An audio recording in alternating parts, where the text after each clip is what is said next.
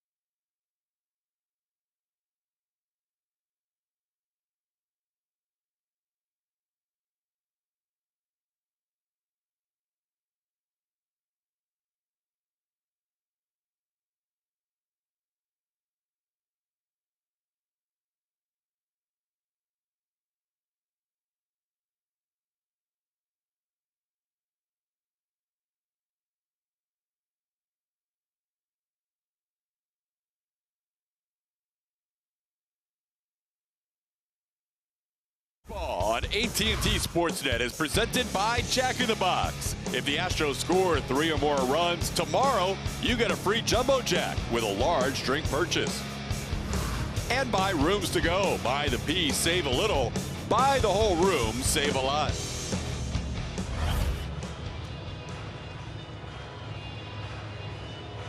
back here at the Big A. The Astros on the second leg of this trip with another division opponent tonight. They're facing the Angels for the very first time this year. They would love a different result in this series than the last three. For this club, they want to get back to their winning ways, and they want to work their way back up in the West. Alex Bregman speaking post-game yesterday, saying very quickly, this is not good enough. We are not doing it enough. He said, it starts with me offensively. I've got to do a better job, but as a team, we have to do a better job as well. Martin Maldonado also speaking on the way that they've been playing lately. He did mention this is a very long road trip. There is nothing that they can do right now except for move forward and keep fighting. This club knows how quickly things can turn around, and that is what they're hoping to do here in this series.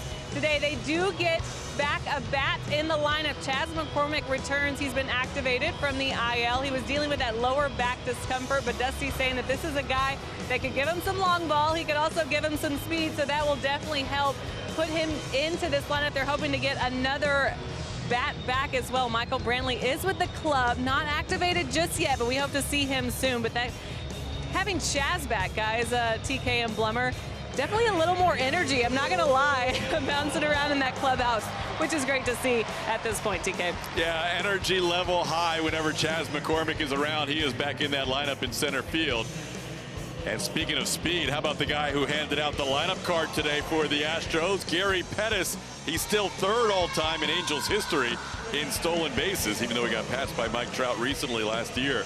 Sean Figgins, the all-time leader in steals in Angels history. Here is your starting lineup for the Astros that Gary Pettis handed it. Mauricio Dubon will lead things off. He's at second base.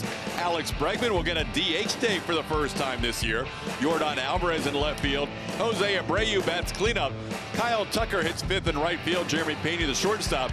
There's Chas in his return to the lineup batting seventh. Yainer Diaz will catch Hunter Brown today. And David Hensley gets his first start of the year at third base. He'll bat ninth. They're going up against left-hander Patrick Sandoval. Back in the day, he was drafted by the Houston Astros. Now he is an Angel and has his seventh start coming up against these Astros on the season, a 2.93 ERA. He's done a very good job of keeping the ball in the ballpark. Only 2 home runs in those 6 previous starts. The Astros would like to test that theory with a couple of long balls. Statcast 3D, powered by Google Cloud, is going to show you that pitch arsenal for Patrick Sandoval. Against right-handed hitters, it's going to be a lot of changeups. Sit back, try and drive that ball up the middle the other way.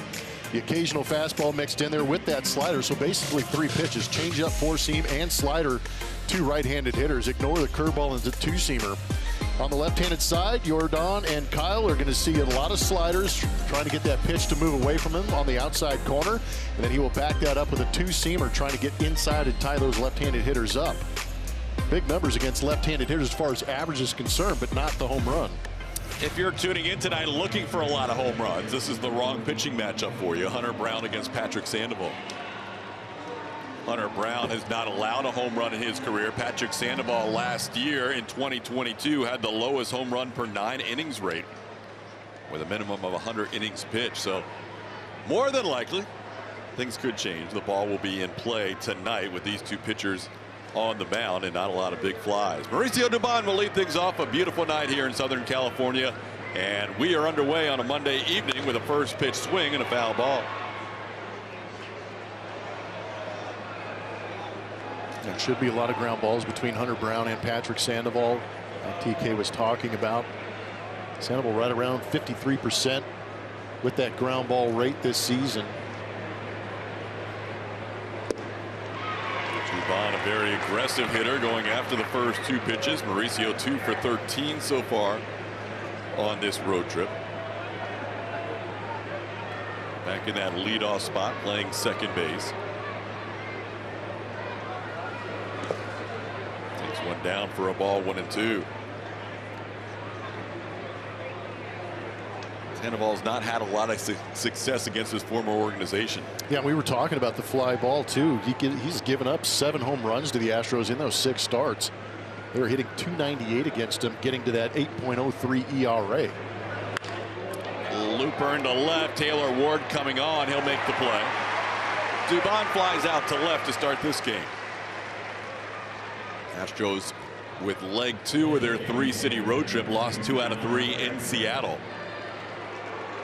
Kicking off a 3-game series tonight against the Angels, a team they've had a lot of success against. Astros won 13 out of 19 games last year, 13 out of 19 games the year before. And you have to go all the way back to 2015, the last time the Angels won more than 7 games in the season series. These two teams playing 19 times a year. Bregman fouls one out of play. It's 1-1. Alex had a tough series in Seattle, drew a couple of walks on Friday night, but ended up 0 for 10 in that series. He had good road numbers coming into this trip, but looking for his first hit on this road trip.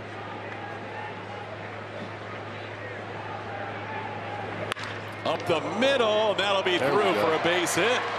That looked like a better swing from Alex than we saw in Seattle. That'll be a 1-out base runner. Stay up the middle on a line.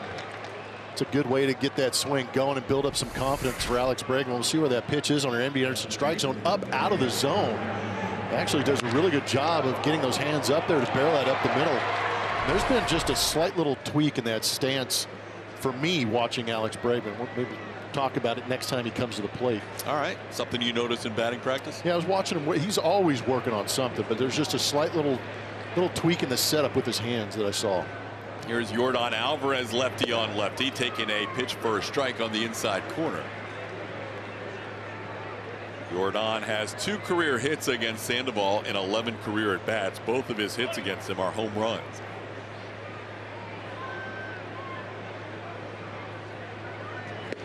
Yordan goes after that pitch and misses. It's 0-2.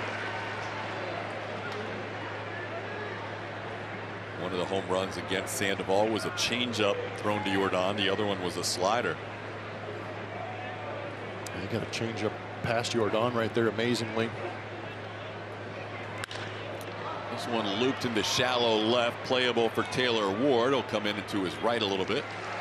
He'll put that away for the second out.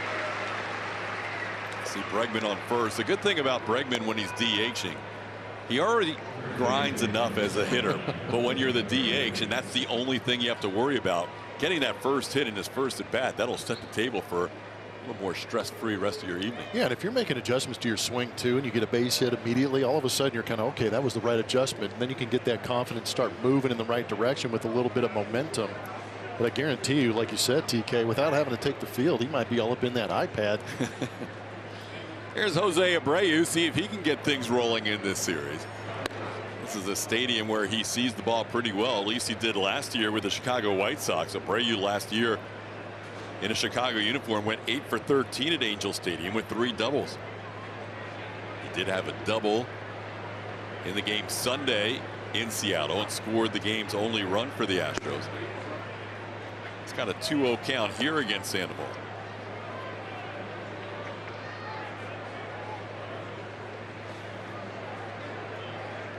Patrick Sandoval, acquired from the Astros in the Martin Maldonado deal, the trade deadline of 2018. At the time, Sandoval was in a scoreless streak in the minor leagues. One of the couple of trades the Astros made to get Martin Maldonado through the years. Sandoval facing his team yet again, looking for his first win. He's been with the Angels now for the last 4 seasons.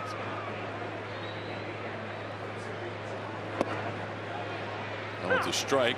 DJ Rayburn, the home plate umpire, calling that a strike. It's 2-2.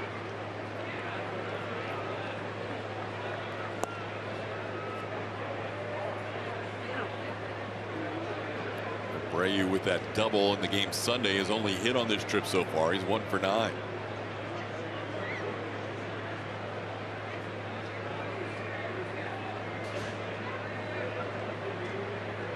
Long hold for Sandoval. The pitch home, trying to hold up, and he does. Count goes full. Both Theis, the catcher, and Sandoval, the pitcher, were heading to the dugout. Good call down there by John Lipka. We'll check it out. See if you can judge for yourself at home. They've gotten a little benefit of that call. See what he can do with this extra pitch. Bregman will be off here with 2 outs.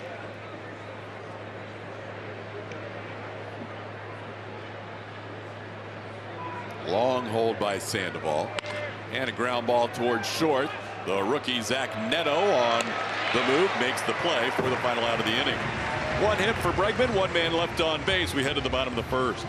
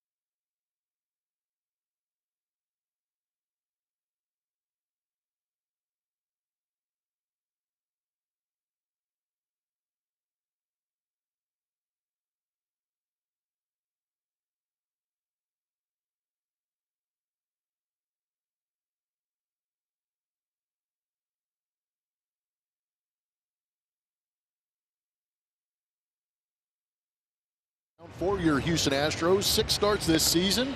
Has a 2.60 ERA. That is good for #1 amongst American League rookies.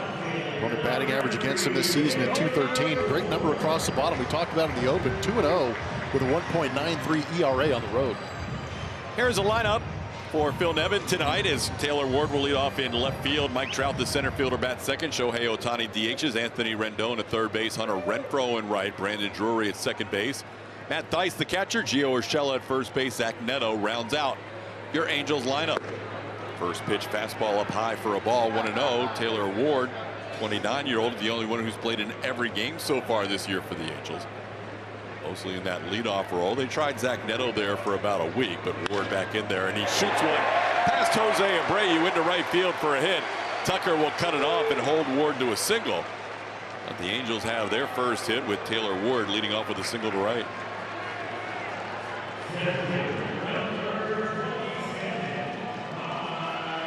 Tech S3D is going to show you the usage of Hunter Brown against right-handed hitters.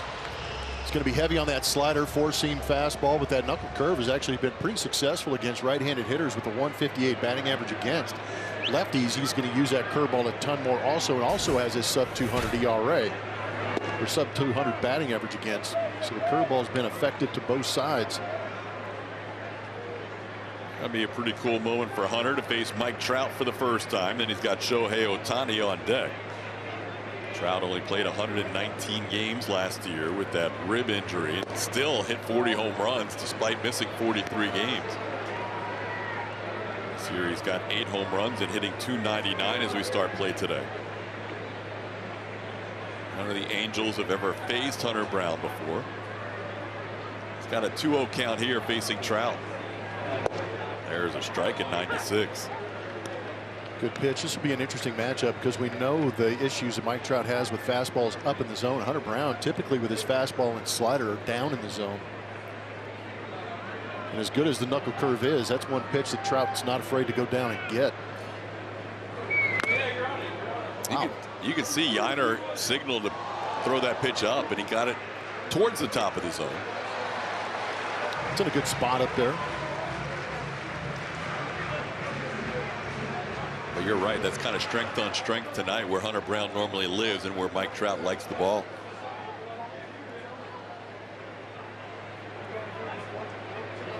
Counts 2-2 now, and he misses high and wide. A count goes full. Hunter was frustrated his last start as he walked 5 against the Giants in that start at Minute Maid Park. Career high. There goes the runner on a 3-2 pitch, and Trout fouls it. Yeah, that was a little bit of Hunter, and that was a little bit of the strike zone he was working with too.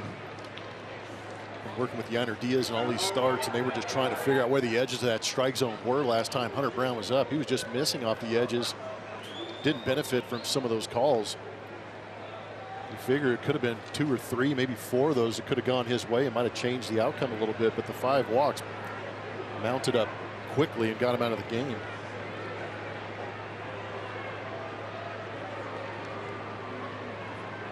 Ward has stolen 1 bag this year in just 1 attempt.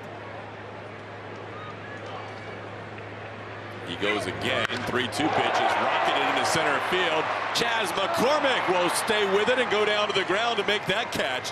That ball was hit hard by Trout, and Chas McCormick catches it around knee high and goes down to the ground to make sure. Yeah, that's a tough test early on for Chas. This ball coming off the bat at 112 miles an hour. Could have been knuckling as well as Mike Trout squared that up. Matches from Supermo is going to show you Chas seeing it all the way into the glove before going down to that knee. Nice little welcome back. Hey, Hunter, how'd you do against Mike Trout first time you faced him? I got him out. Big deal. What's this guy got? That's why he was clapping in his glove with 112.2 turned into an out. Now he gets to face Shohei Ohtani for the first time.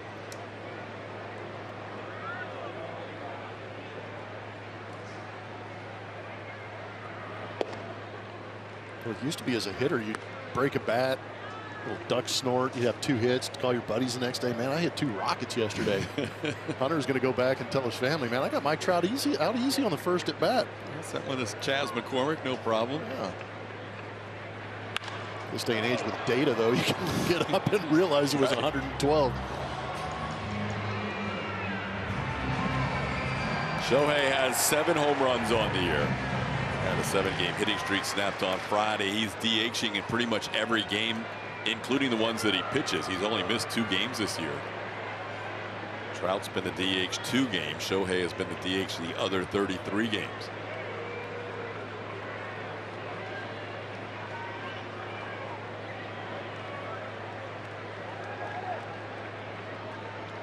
Hunter has already disengaged once. 1-2 count with Ward on first base. Pitches up 2-2. I still think baseball and the Baseball Writers Association of America got it right because Judge had a record-setting year last year. But what Shohei Ohtani did would have been an MVP year in a lot of different seasons. Yeah, he just set the American League record in home runs to beat him. He was the unanimous MVP the year before, finished 2nd last year, and could be battling that guy somewhere in the top 2 or 3 every year moving forward. Yordan Alvarez has been in the mix. Last year, Yordan finishing 3rd. There goes the runner again on the 3-2 pitch. This one looped into left. Yordan coming on will put it away. And Ward will have to retreat. Astros starting defense presented by Xfinity. You saw Yordan Alvarez make that play in left. Chas McCormick, someone other than Jake Myers in center field for the first time in 21 games. Kyle Tucker has played every game in right. David Hensley gets his first start at 3rd. Jeremy Pena also on the left side. Mauricio Dubon and Jose Abreu on the right side. And has been the norm whenever Hunter Brown's on the mound. Yainer Diaz catching the young right-hander today. Here's Anthony Rendon, hit his first home run of the season yesterday. Coming in batting .291. He has drawn a lot of walks this season, 18 walks leading the team. That .291 batting average has a .418 on base percentage attached to it. He's not played as much as he would like through the years against the Astros. Has always seemed to be injured whenever the Astros are on the schedule. The former Rice Owl takes a strike. It's 1-1. Except in the 2019 World Series. Yeah, that didn't go so well, unfortunately. Heck of a time to be healthy. Only 80 career at bats against the Astros. Runner on the go. The throw on the money again. Yainer Diaz continues to be one of the best throwing catchers in the league this year as he guns down another runner. It's an absolute dart down to second base. Again, that ball traveled, just catch, drop the tag, and that's it. We've got Machete, and now we've got Machete Jr. coming through the ranks. Macheteito?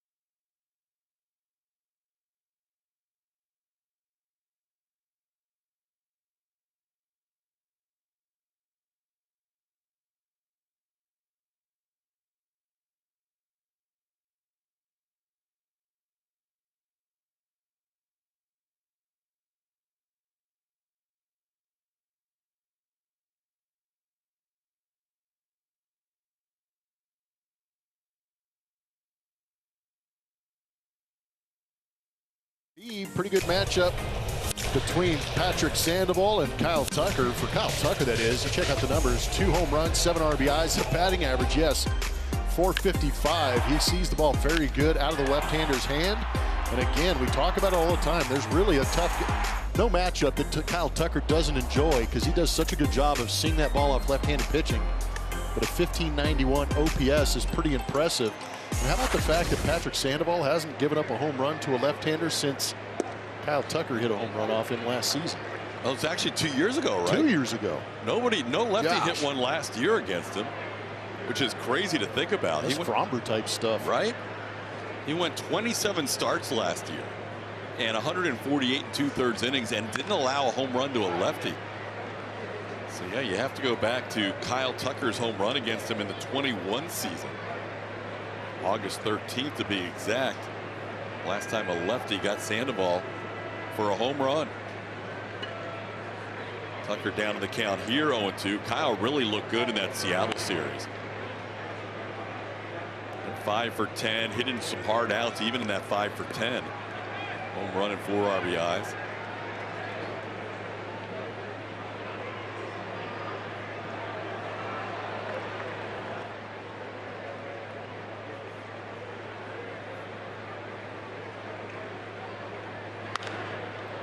Golfs one. That is out of the stadium. You called it. That went out of Angel Stadium. Holy cow, I don't think I've ever seen that. That is crazy. That's getting the head out. Somewhere there's someone walking into the big A. Yeah, it's okay. Get up. You got a baseball out of it. 0-2 pitch is down. Sandoval wanted it. Theis didn't receive it as well as he could have. It's 1-2. Oh, I think he nailed it, TK. I think it was the reception of that pitch that kind of took it out of the zone, even though it caught our MD Anderson strike zone. Almost a cross up. Yep. That's what it looked like. That one's off the plate, 2-2. Theis caught his first major league game last year. July the 1st was his first game behind the plate at the big league level. And he's playing now with Logan O'Hoppe on the injured list and Max Stassi also on the IL. I'll tell you what, O'Hoppe looked great. Watching him play early in the season before he got hurt against the Yankees. He was going to be a difference maker. I completely agree. That was a big injury for the Angels. Now after being down in the count 0-2, Tucker has seen 3 pitches out of the zone. And he grounds one to the right side, waiting for Brandon Drury. Tucker retired for the first out of the second inning. Angels start the day in second place in the AL West. The Astros tied for third in the AL West. Both teams trying to avoid a 3-game losing streak. Angels got thumped in the last 2 games against the Texas Rangers here in this homestand. They lost 10-1 Saturday and 16-8 yesterday. Astros lost a tough one 7-5 on Saturday in Seattle and then 3-1 in the Sunday finale. Here's Jeremy Pena. Pena had 4 hits in that Mariner series and 11 at bats.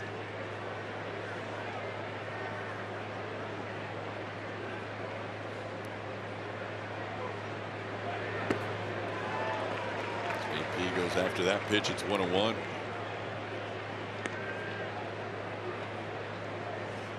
Good numbers against lefties this year, hitting .344. That's half his home runs against left-hand pitching. Just 32 at bats facing lefties compared to 102 at bats facing righties. That's off the plate, 2-1.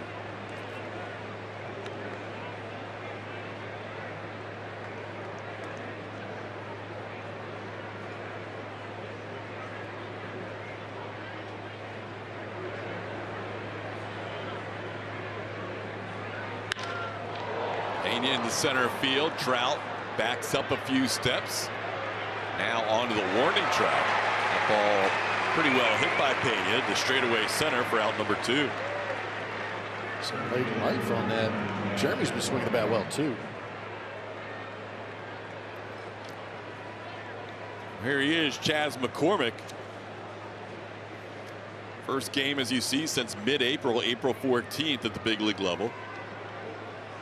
Chaz had a 6-game rehab assignment at Corpus Christi. He missed his last 20 games for the Astros. It's kind of too bad because Chaz was kind of in a role there, getting a chance to play every day in center field. Had a little issue with his vision, kept him out of a game, and then after that had a little back issue after a workout session that put him on the IL. But he's back in time to face a lefty, and he can do some damage against lefties.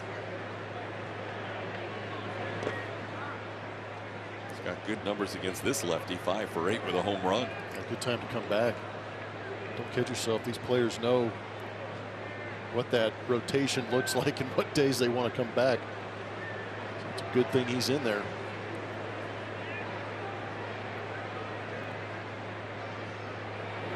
And while Chaz was on the IL, Jake Myers played all 20 games consecutively. He did a great job every day in center field. Myers getting the first day off since Chaz has been on the IL. There's Jake. Got his buddy back too. Yeah. 2-2 pitch is popped up. Infielder Drury out. Right fielder Renfroe in. Renfroe calls him off for the final out of the inning. 1-2-3 inning for Sandoval.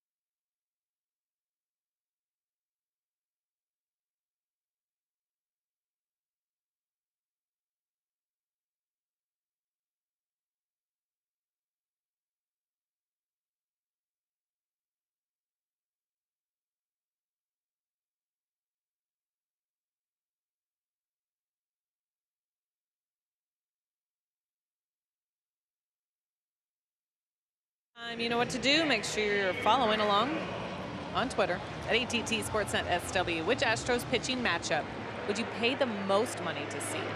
Hunter Brown versus Justin Verlander, Framber versus Shohei, which we'll all see tomorrow, or Christian Javier versus Cole. Those are your options. We'll have results later.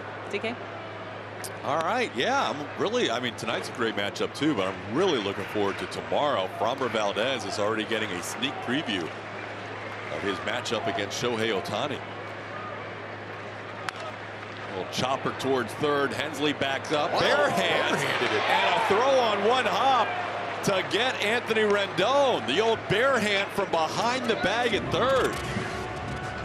Made it look easy. Thank goodness. That is not usually the depth in the infield where you see a bare hand play made.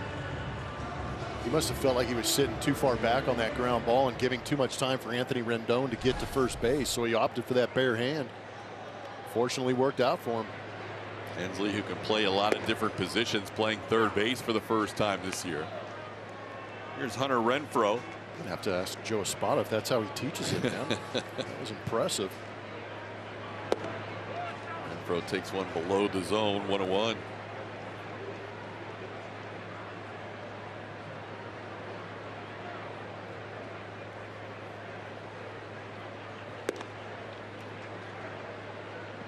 Renfroe came over after playing for the Brewers last year. He started his career with the Padres for 4 years, and now he's played for 4 different teams his last 4 years. 5 and 5 if you count the Padres last year at 19.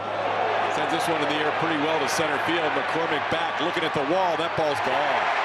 Hunter Renfroe hits his 9th home run of the year. That leads the team and drives in his 24th run of the season. That also leads the Angels. It's 1-0 Los Angeles. There's something we have never seen happen against Hunter Brown until that swing from Hunter Renfroe. So some Hunter on Hunter crime. First home run that Hunter Brown gives up in the big leagues is to Hunter Renfroe. How about that? First time he's ever faced a Hunter. He was hunting the fastball and punched it out at 105.4, estimated distance of 412 feet. Got that slider up. Brandon Drury takes a called strike. So it was bound to happen, but the first major league home run allowed by Hunter Brown in the 57th inning of work in his big league career. 9th start, 14th game of his career, and Hunter Renfroe gets Hunter Brown to straightaway center field. Drury fouls away the curveball. It's 1-2. So Blummer, there's a core 4 that have really accumulated most of the home runs in this lineup. Yeah, they've dropped some bombs. It's just amazing to think that Anthony Rendon is healthy and not in that situation. He's a part of the rest of the team down there with 17 home runs. But yeah, they've done a pretty good job this season of going out there and scoring. They're one of the better slugging teams also. Drury didn't like that call, but it looked like it had a lot of the play. DJ Rayburn calls him out on strikes for the second out of the inning. First strikeout for Hunter Brown. The entire baseball went over the strike zone. Didn't hit his spot, but still very much inside the zone. I think kind of the way Yiner caught it too had Brandon Drury convinced it was a ball. So now Matt Dice will bat. Dice takes one off the plate for a ball, 1-0.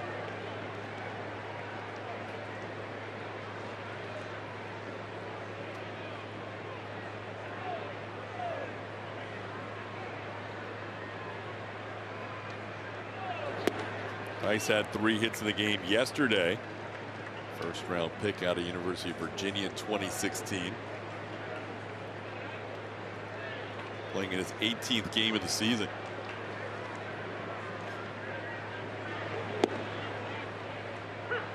Catches the bottom of the zone. Brown has had a better pitcher zone to work with today than he did in his last start for sure.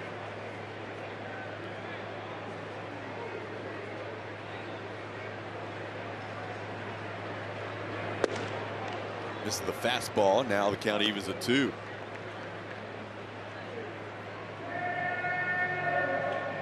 Hunter Renfroe with a home run. Hit 7 in the month of April, his second this month. He is amongst the league leaders now with 9 on the season.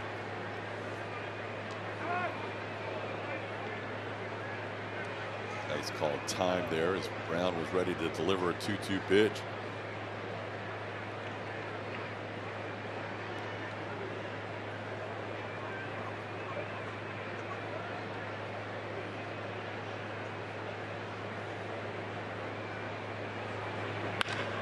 There's a base hit. Dice into right field with a single on a 2-strike pitch. He's a 2-out base runner. Coming into tonight, there were 5 American leaguers with 9 home runs or more, led by Rafael Devers with 11. Renfroe hitting his 9th home run of the season in this inning. So Drury on Dice on base with 2 outs, and that'll bring up Gio Urshela. Urshela's been hot lately, 6 for 10 with a 3-game hitting streak, moving him into the top 10 in hitting at .304 on the season. Takes a pitch up for a ball, 1-0. That is the hardest slider thrown in the major leagues this year, averaging 91.9 on that slider, putting him ahead of Jacob deGrom for the hardest average velocity on the slider. Ball fouled out of play.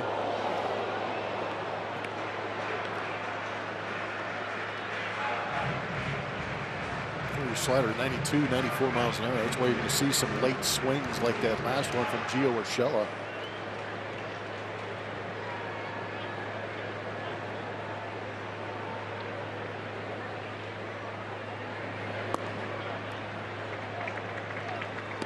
Two and one the count.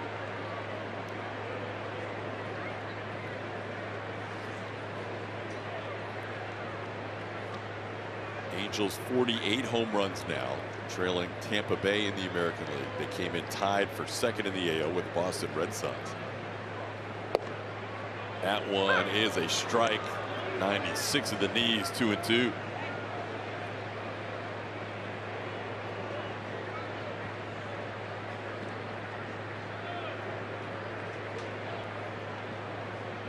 Vice on first base with 2 outs. That is right down the middle. Gio Urshela looking for something else, gets called out on a 3rd strike. 2 strikeouts in the inning for Hunter Brown, but Hunter Renfroe hits a home run against Brown to give the Angels a 1-0 lead.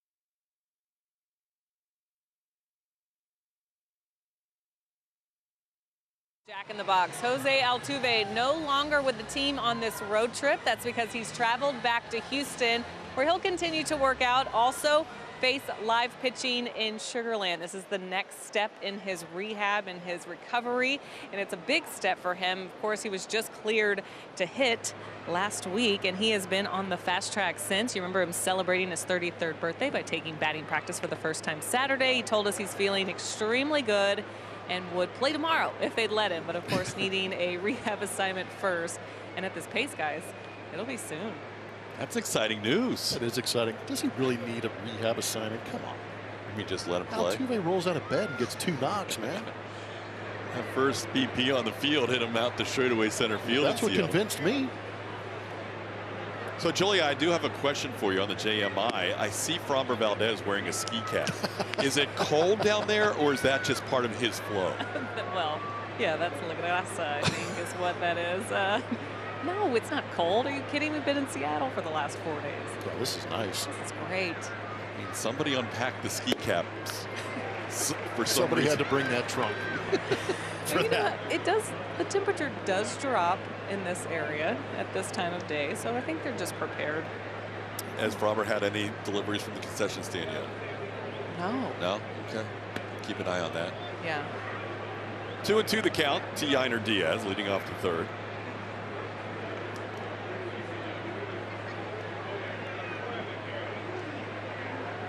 Very comfortable night. 68 degrees at game time. Swing and a miss. Diaz goes down on strikes. Sandoval has his first strikeout. Yiner is retired to start the 3rd. David Hensley will bat. Hensley playing 3rd base, giving Alex Bregman a DH night.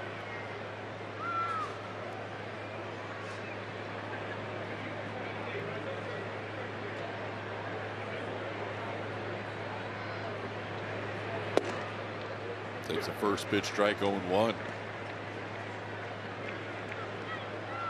Sandoval has been good his last 2 starts, 12 innings against the A's and the Cardinals. Combined 9 hits allowed and 3 earned runs allowed in those 12 innings. Picking up a win in both starts. 2 of his 3 wins this year have come against the A's. 1 here and 1 in Oakland.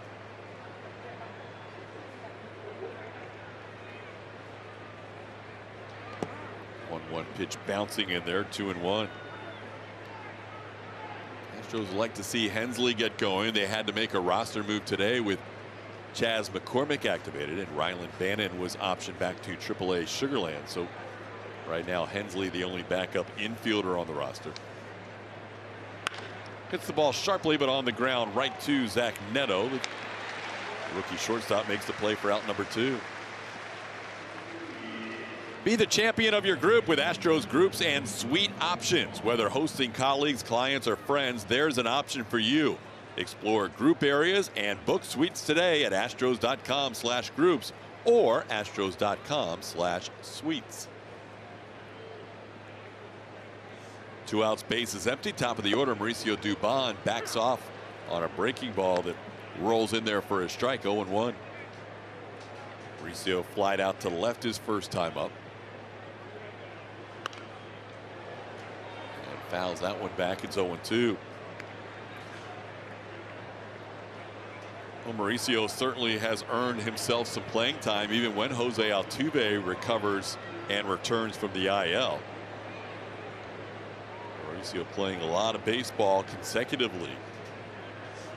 Hasn't played this many games in a month in a long time as he fouls one out of play.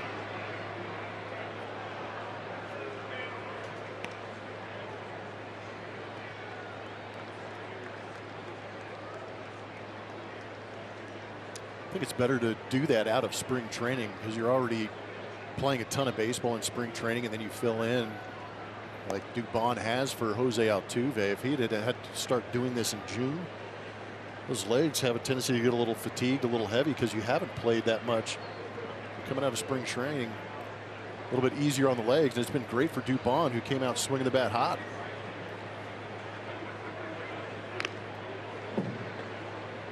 Stays alive with a foul ball. Since that 20-game hitting streak, Dubon's seen his average dip down a little bit, but it's still a very healthy 287 coming into the game.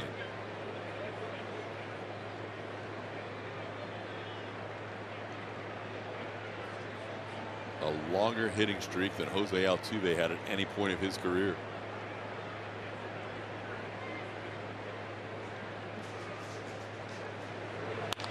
And he punches one towards center. That'll be in for a hit.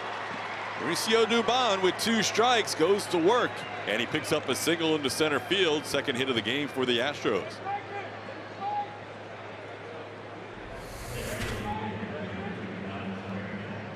Man, that is a changeup well off the outside corner. Somehow Mauricio goes out there, gets it, and is able to pull it past the second baseman, Drury. That was pretty impressive. All right, what should the Astros fans be looking for now with Alex? Watch his hands. He's a little more rested on that shoulder. But usually he's got those hands up by his ear ready to go. So he's starting with a little bit lower, maybe a bounce on that shoulder and a little more of a turn instead of lifting those hands and really trying to torque them behind the helmet. And it was pretty successful in that first at bat. Nice quick swing with the base hit up the middle. And push that average back up over 200. He had been in a 3 for 39 his last 11 before that hit in the first inning. And he went over and started joking around a little bit with Framber Valdez. You could tell that hit felt good for Alex his first time up. I just love the honesty of Alex. He knows he's not playing well, but this is one guy that's going to work his tail off. He said in the media after that last game in Seattle that he's got to play a little bit better, so he's going to continue to fight and make adjustments.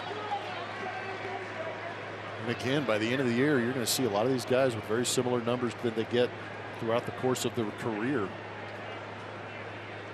Breggy will be a guy that has chased out of a hole before. Notoriously a slow starter. He's had 2 calls against him on some tough pitches. The first one he didn't like. That one I think he knew caught the plate. It's 1-2. Yeah, a couple of paint jobs, huh? Kind of pulled a changeup to get that first strike and then threw a 93-mile-an-hour fastball down and away.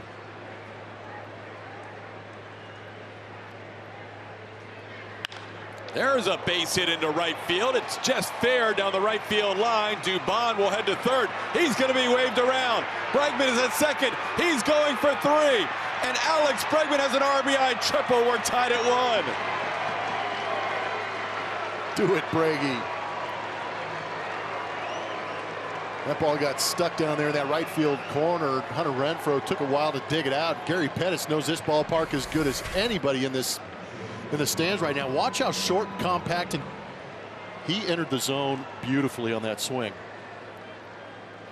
That was a great swing by Alex. Didn't have to do too much.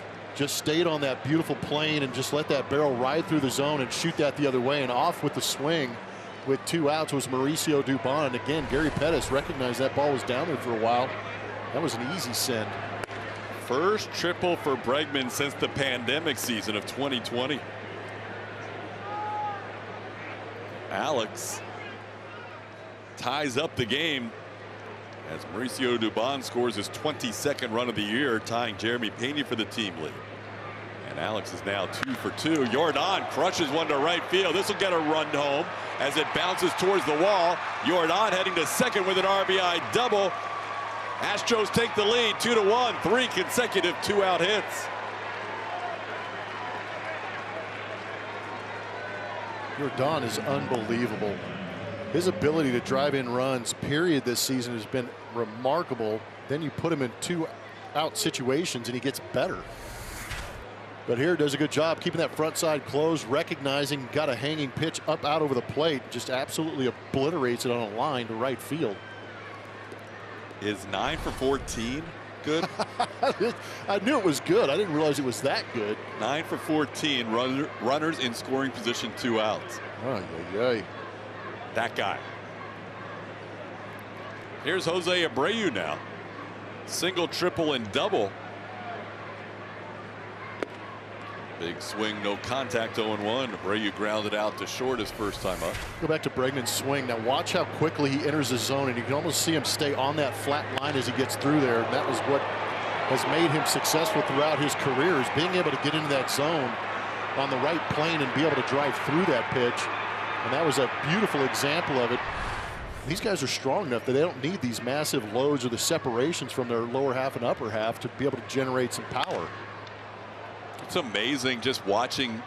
There's no off day, just one day of transformation, because Alex looked a little lost in Seattle. And now here he is. A couple of tough pitches called strikes, which were probably good calls. He gets down to the count 1-2 and then just laces that pitch to right. Yeah, that confidence, even for a guy as good as Alex, getting that confidence going is huge. But like you said, get him off his feet, get him out from defense, let him absorb some of those.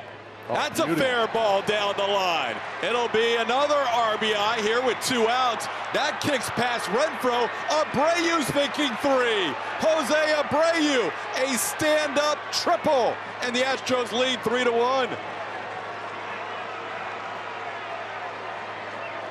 We looked up Breggy's last triple, which was 2020. We got to see when Jose last had a triple.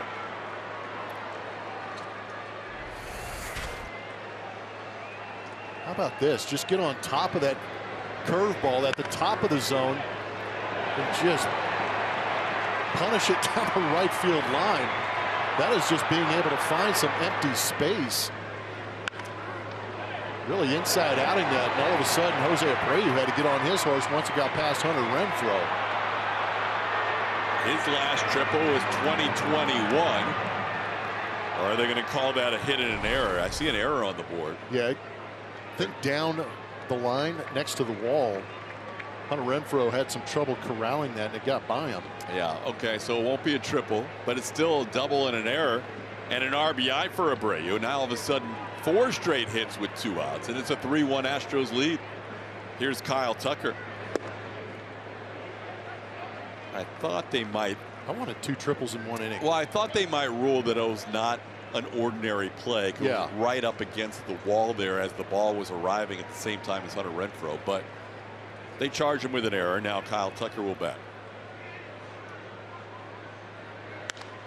Tucker pops one up. on the infield. Anthony Rendon will wait for it and put it away. But how about the Astros? 2 outs, nobody on, and 4 straight hits to take a 3-1 lead.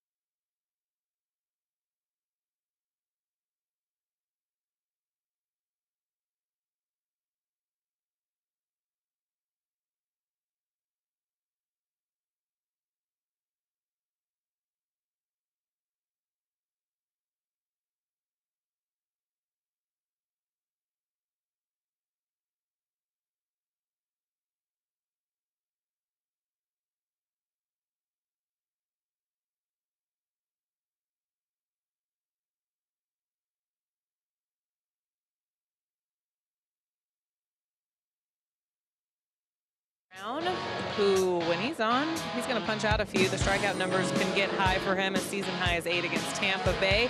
But coming in through 8 career starts, he punched out 47 batters. That puts him in really good company for the Astros here. You see Roy Oswalt on that list. Right there with J.R. Richard. So how about that? And what he did through the first 8 career starts. And he's got a couple tonight. DK? Yes, he does. Now he works with a lead for the first time, Julia, facing Zach Neto. Hunter Brown struck out 2 of the last 3 batters he faced in the second inning. So far, 3 hits allowed, no walks, as he faces the number 9 hitter. And delivers a strike on the outside corner, 1-1. Neto, just 22 years old, got called up from Double-A. He's the first player in the 2022 draft in the major leagues to make it to the big leagues. Neto played 7 games for Double-A before the call-up, and he's pretty much been their everyday shortstop since the call-up. Yeah, I'm not surprised at that. I'm just surprised at who he replaced to get here, because now David Fletcher, who got himself a 5-year deal, is now in AAA with the Salt Lake City Bees while Neto is up here playing. Swing and a foul, just enough to stay alive. They had Gio Urshela moving over to shortstop for a while there, and then now Urshela moves to first base with Neto playing every day. And Rendon coming back and being healthy, so you've got plenty of infielders over there in Anaheim. This is the one. Ooh, look out. Man. That deflected off the glove of Yainer Diaz and hit Neto near the face. Seems all right. He's got a lot of eye black protection to help him out. It's true. It counts 2-2. Neto is playing for Rocket City, their Double-A team.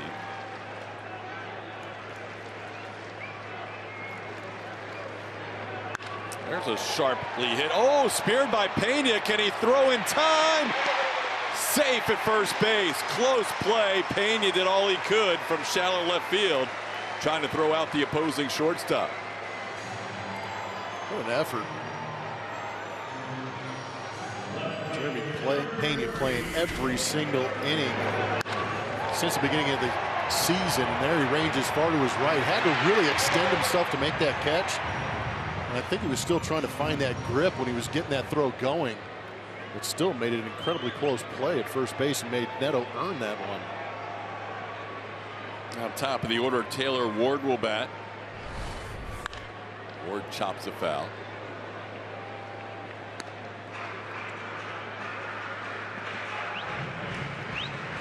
Ward singled into right his first time up.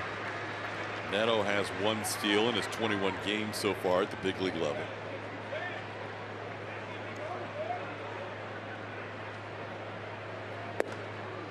There's a strike, 0-2.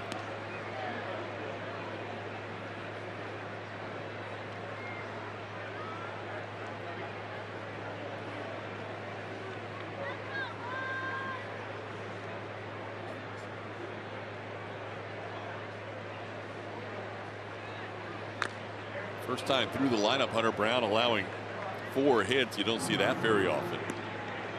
Angels 4 for 9 so far against Brown. He allowed 4 hits in his last start against the Giants in 4 1/3 innings. Season and career high in hits allowed is 7 against the Braves on April 21st.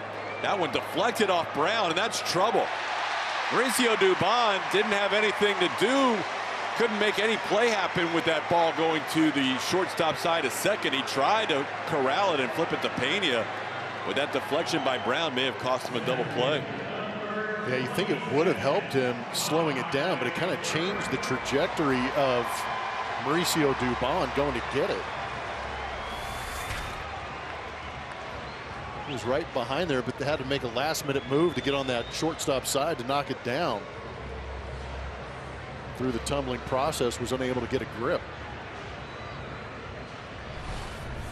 So just like that, the Angels trying to answer back with back-to-back hits. It's now 5 hits in the game and 4 hits of the last 6 batters in this Angels lineup. Mike Trout hit a ball 112.2 his first time up. Hardest hit baseball of this game, including the home run by Hunter Renfroe.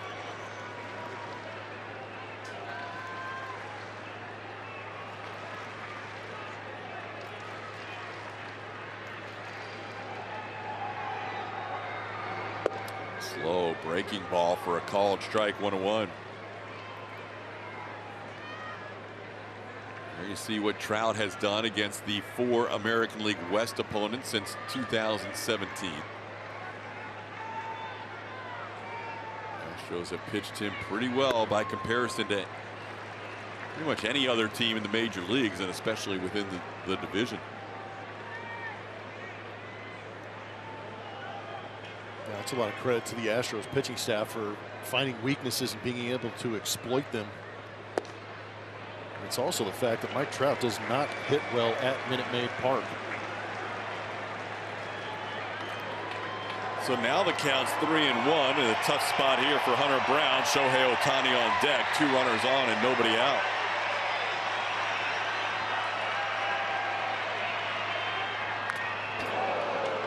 Swing and a foul, 3-2. Came after him, but that was a well-located fastball up in the zone. That's where you want to challenge him. Saw Trout, I don't know if it was last year or the year before, he actually did a pretty good job of getting up there trying to compete with some of those pitches. But it just makes you wonder, will he go back up there again to try it, or will he try and break off maybe a slider down and away to get a rollover?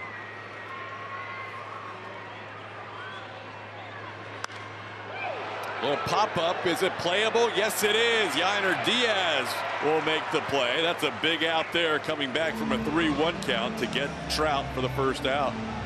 That was an excellent matchup right there. Hunter Brown did a fantastic job battling back into that count, and all of a sudden just throwing a destruction of the fastball on the inside. Got Trout to chase it, tied him up.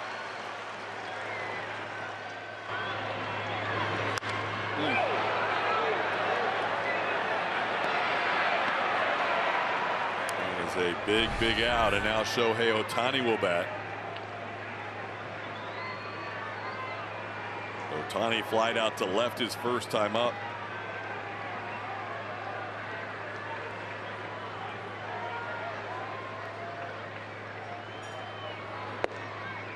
Fastball for a strike, 0-1. That was a slider. Yeah, that was a power slider in on the hands. You could see it locked up Ohtani. He wanted no part of that. 93-mile-an-hour slider.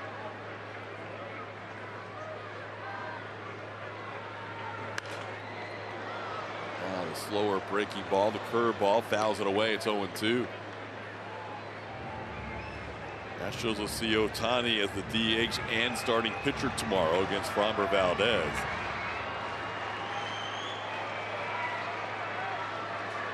Coming into tonight, batting .295 as a hitter with 7 home runs. Another slider down, 93.3 on that slider.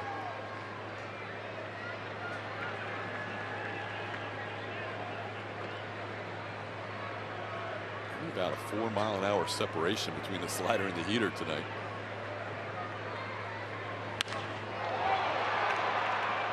That one sliced out of play. Just that slight cut slider movement to it is enough to get in on the hands of a guy like Shohei Ohtani, or get off the end of the bat to some of these tough right-handed hitters. But even sometimes the spin at that velocity can tie guys up a little bit, get them guessing.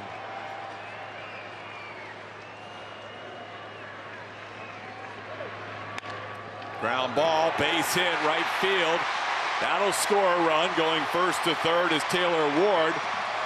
Zach Neto crosses the plate. Shohei Ohtani with an RBI double.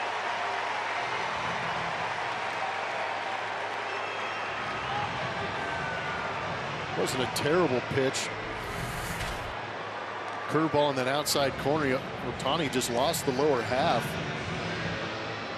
But was able to keep the hands back to go get that pitch and hit it hard enough to get it past Dubon. See Brown's reaction when he realized that ball was going to head to the outfield, not hit hard, but hit in the right spot for an RBI double to make it a 1-run game. Brown back in a jam with second and third and 1 out, and Anthony Rendon the batter.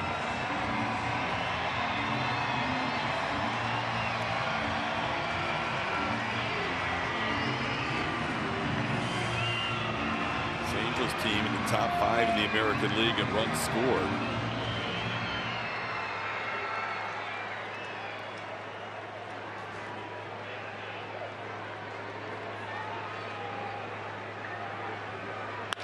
And a line drive off the glove of Dubon into center field.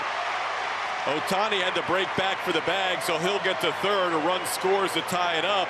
Dubon almost made that diving catch, but just off his glove. We're tied at 3. Pretty good effort, but the Angels swinging themselves back into this ball game. Rendon is usually a pretty patient hitter, but he got a pitch he can handle down. Hit it hard up the middle, and Dubon almost right there on the spot to make the play.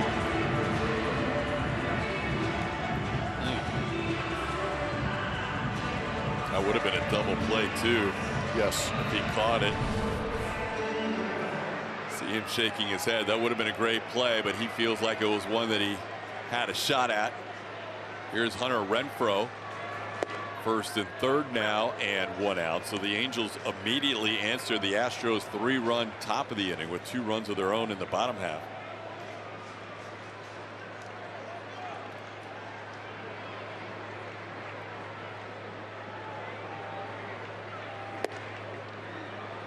Ooh. 99. Yeah.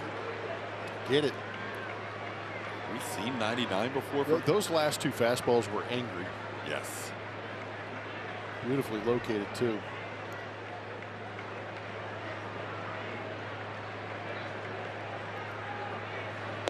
Oh yeah. Wow. Hunter Renfroe, who took out Hunter Brown for the first home run he's allowed in his career, his first time up, just goes down on 3 bullets. I don't know about you, but I kind of enjoy the Hunter that gets a little ticked off. And we're still learning who Hunter is. He's got the stuff. And some C-9 base hits getting through. He knows what a shutdown inning is, and he knows he wanted to back up his offense. With a couple of tough hitters. But that at bat against Hunter Renfroe, there was a little bit of maybe an announcement out of that right arm. Well, this is a tough lineup. They got a lot of veteran hitters. Veteran hitters, they're patient. They've done a great job this season getting the barrel to the baseball. They've hit well with runners in scoring position coming into this game at 276. Now they're not rolling over. Yeah, that last at bat had shades of Garrett Cole when he used to get Right. a little bit agitated, where he would just reach back and gain that extra mile per hour or two when he was a little bit frustrated with what was going on during the inning. Or if he just had enough with Darth Vader. 1-1 to count to Brandon Drury. That is beautiful. 98 on the edge. Touch that outside edge with 98, 99. That's going to make it real tough for some hitters.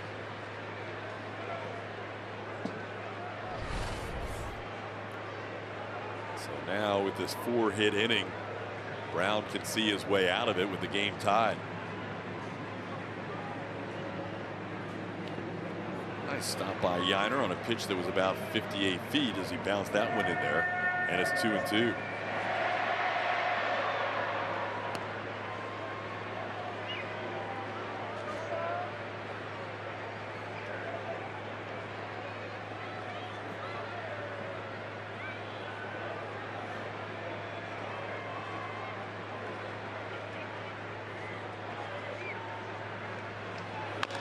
Little tapper. Hunter Brown has it on one big hop. He'll make the toss to first, and that will get Drury to end the inning. The Angels tie it, but Brown does not let them take the lead, getting the last two batters with first and third. We're tied at 3.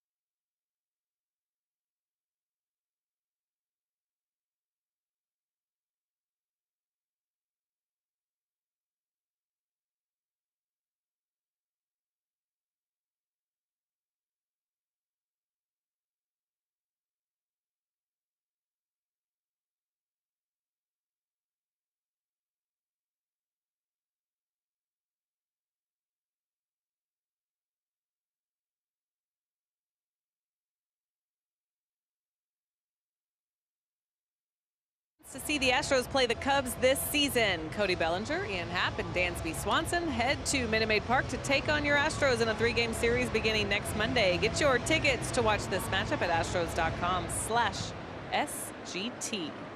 TK. All right, Julia, Jeremy Pena will lead things off. Pena flied out to deep center field his first time up. Jeremy goes after the first pitch. Nice diving stop by Rendon from his knees. Makes a strong throw to get Pena. Anthony Rendon, a fine defensive play. Angel fans have to be happy to have Rendon healthy and playing a little more frequently than they have seen him in the last couple of years.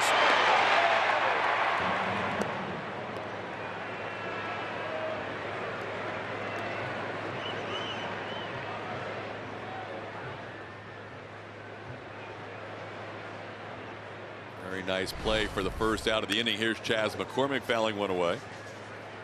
So we mentioned Chas was in Corpus Christi for a 6-game rehab assignment. How did that go for him, Julia? He loved it. What? He loved being with the Hooks again. He made the best of it because, of course, he did. He had a good time down there. Got to know some of the new coaches that was down there. Actually put in a lot of work, too, working on his hitting. And then he took care of everyone, which big leaguers should. Coming through with the spread. He said he got him some steak one night. Of course, there was a pizza and wings night, even some mozzarella sticks involved in that. He said they loved it down there, but definitely happy to get back with his boys, he said, and be up here with everyone. He's missed everybody. I think I saw a picture of him too, wearing the honey buttered chicken biscuit, orange jersey. He had a big old grin on his face. Chaz always makes the most of everything, right? Yeah, he does. He's just having the time of his life. Well, it's good to have him back. He's got a 2-1 count here. He flied out to right his first time up. Chops a foul. He's batting .294 with a .926 OPS in his 6 games with Corpus Christi. Last year hit .340 against left-hand pitching. That's why he's right back in the lineup tonight. Might see Jake Myers back in there tomorrow against Shohei Ohtani.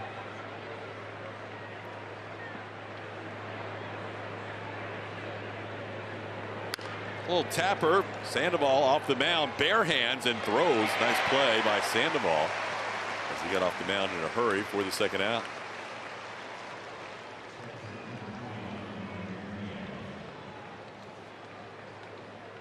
With 2 outs, bases cleared. Yiner Diaz will bat. Diaz tonight the only strikeout for Patrick Sandoval.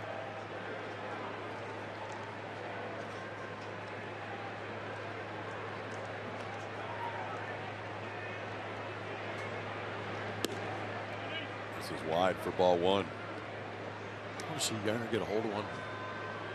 Still looking for that first big league home run. That curveball come right back to him. There it was. Slider on the inside corner. Changeup? I think called that a change, huh? Pulled that across the zone quite a bit. He was set up in there too. Be a tough pitch because the first reaction is to open up that front side. It's 93 up, 1-2. Likes getting a swing and miss with that changeup. Kind of ahead of the count here, 1-2. And he goes fastball up. Diaz strikes out for the second time. Both are strikeouts for Sandoval against Yiner tonight. And a 1-2-3-4. First 1-2-3 inning, second 1-2-3 inning of the game.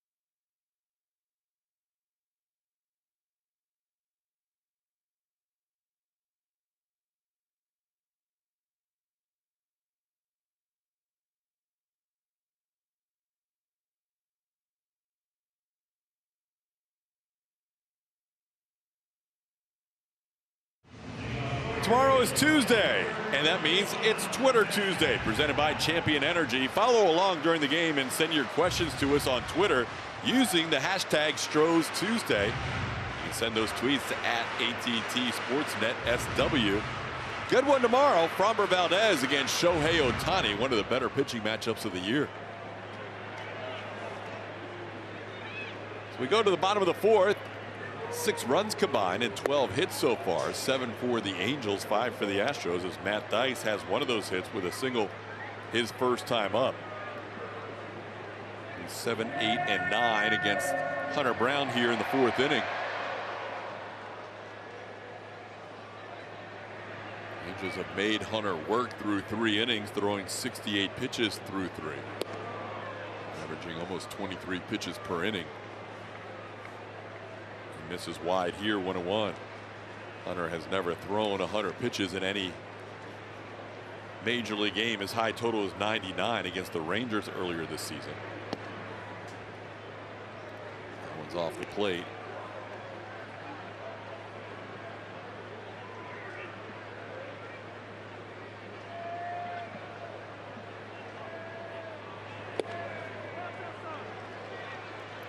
Ended wide with that fastball, 3-1.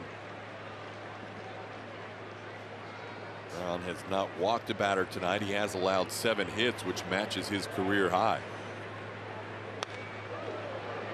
Foul back, 3-2.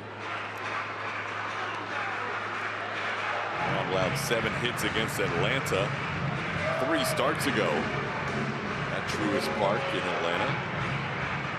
7 hits in 4 2/3 innings. Tonight the Angels with 7 hits in the first 3 innings.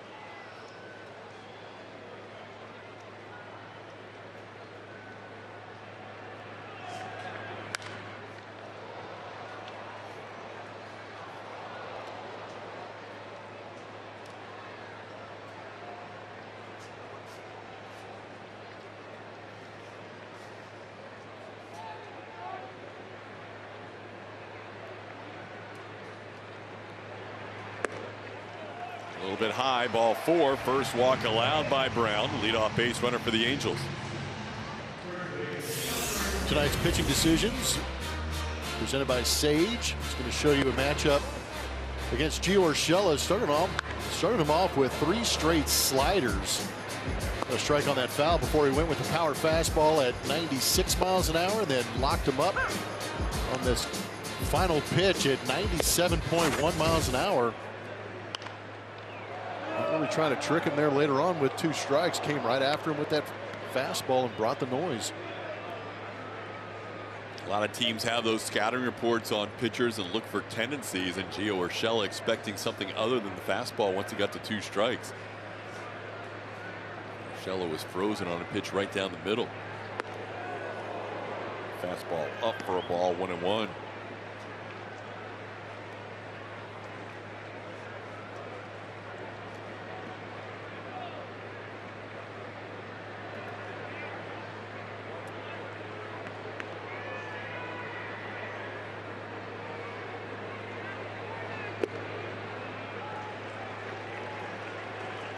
I want to send along our best to friends and family of former Astros hitting coach Deacon Jones. A lot of Astros people have heard about Deacon, and certainly people who are involved with Sugarland baseball know about the great Deacon Jones. There goes the runner, ground ball to second. Right on the bag is Dubon, and he'll turn an easy double play. How about that? Runner on the go, Theis. And it turns into 2 as Urshela grounds one right to the bag.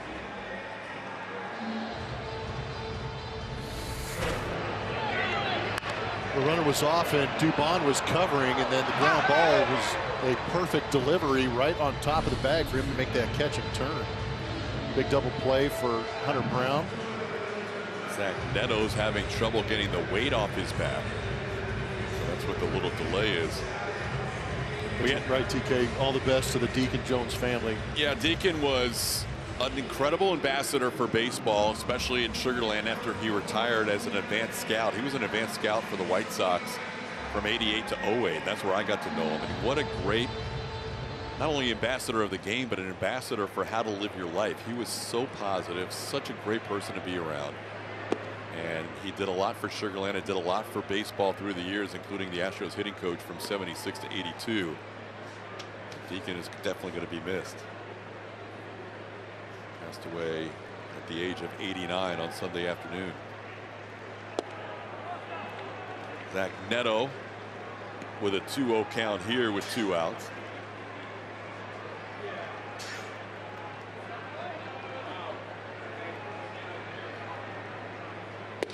Hunter delivers on the outside corner for a strike, 2-1.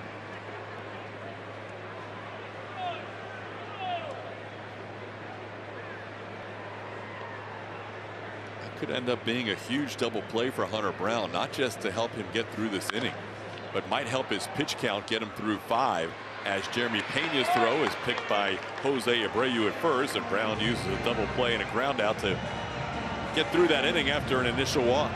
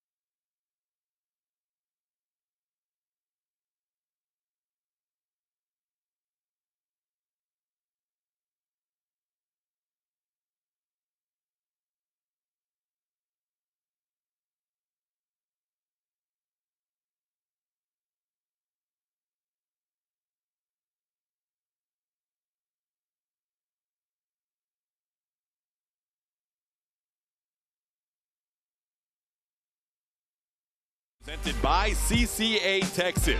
Join now to make a difference. And by Toyota. Visit your local Toyota dealer today. Toyota, let's go places. We're going to the top half of the 5th inning. That's where David Hensley will lead things off. 3-3 ball game. Patrick Sandoval facing David Hensley, Mauricio Dubon, and Alex Bregman here in the 5th inning. Hensley has the hardest hit baseball of the night for the Astros. It was at 107 miles an hour, but he grounded out to short his first time up and takes one in for a ball, 1-0. Astros looking to get David Hensley going, just one for his last 35 as he leads off here in the 5th. Foul back to the screen, 1-1.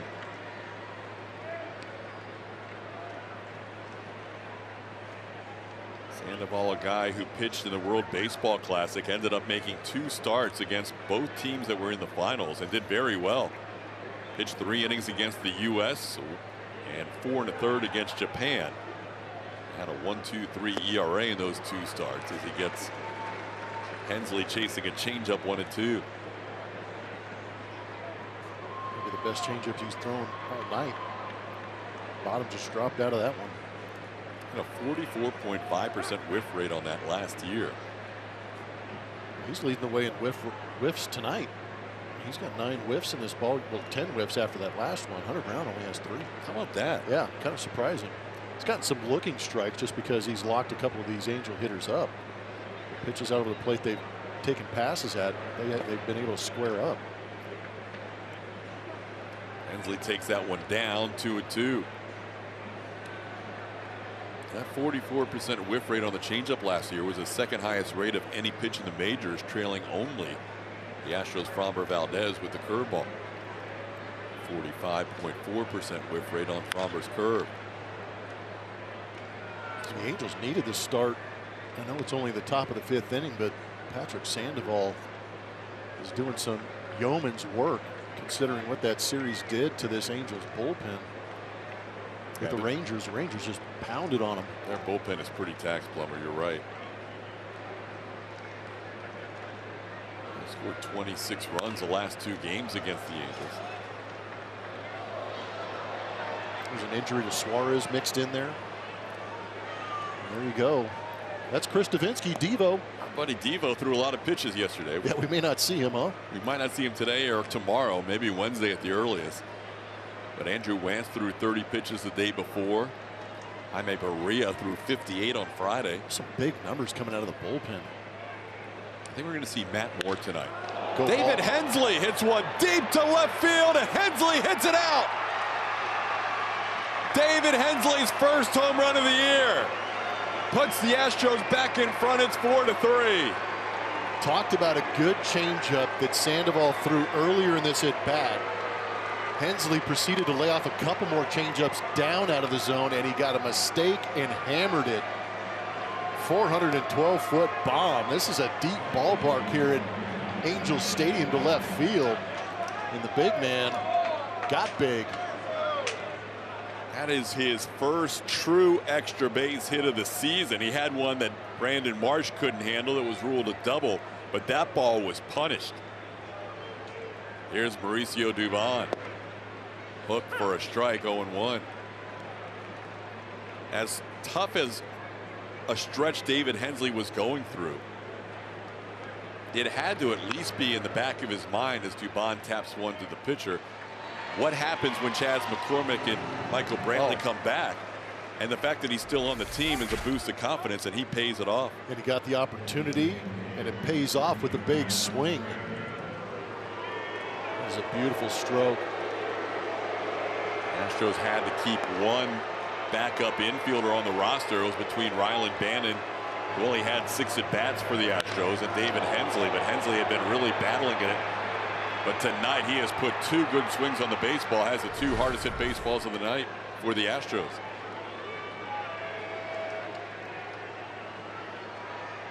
And when Hensley made the team out of spring training, the reason he was on that team, the majority of the reason was because of the bat. Alex Bregman, who is 2 for 2 tonight, sends one to deep left center field. Taylor Ward tracks it down. Breggy's at bats looking much better tonight than we saw in Seattle. Yeah, he has been swinging the bat well. Commemorate the 2022 World Champions with all things gold. Check out the full gold collection, including jerseys, hats, and more at the team store. And stock up for the season. Visit astros.com/gold for more info. Yordan Alvarez, who doubled in a run his last time up. Yordan up to 32 RBIs on the season, playing in his 29th game. That is a smash. No chance for Urshela. He tried to make a great pick on that one hop. Yordan is turning on the Jets, trying to go to second. Not a good decision. Yordan thrown out. Trying to stretch a single to a double. He was going as fast as he could, but a perfect strike from Hunter Renfroe, who has a great arm out there and right.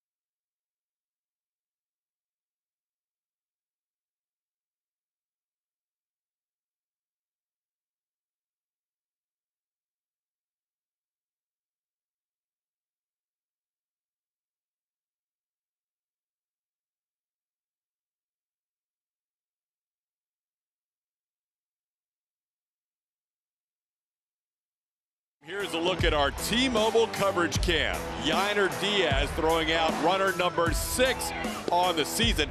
He has caught over half of the guys trying to steal against him this year. He has been really throwing well. No, his pop times, you can tell he's been working on it because the technique is borderline flawless. Taylor Ward having himself a game. He is 3 for 3. First pitch swinging with a double here to lead off the 5th inning. The Astros are getting their bullpen going at the start of this inning as Hunter Brown's now at 84 pitches. So Yiner, who threw out Taylor Ward before, you mentioned the pop time. The arm strength is amongst the league leaders. 6 out of 11 caught stealings in his 10 games behind the plate. So he's amongst the league leaders who have more than twice as many games behind the plate. Yeah, that's taking advantage of every opportunity. Just wonder how much more he's going to be tested. There you see the arm strength. Well, all these numbers you're showing right here, the word's going to get around the league, and they're going to start shutting things down a little bit. So that's great news for Yiner. The crazy part was Yiner's flaw, if you will, was that he couldn't play much defense. That was the knock against him coming into the season, and he has been an outstanding defensive catcher. Mike Trout moves the runner along on a sharply hit ground ball up the middle. Taylor Ward into third base with 1 out. And there's the pop time. JT Realmuto's in a different league than anybody else. And then Yiner Diaz right there with Connor Wong and Sean Murphy behind Realmuto. Aldi also on that list. Astros are going to bring the infield in with Shohei Ohtani batting with 1 out and a runner on third.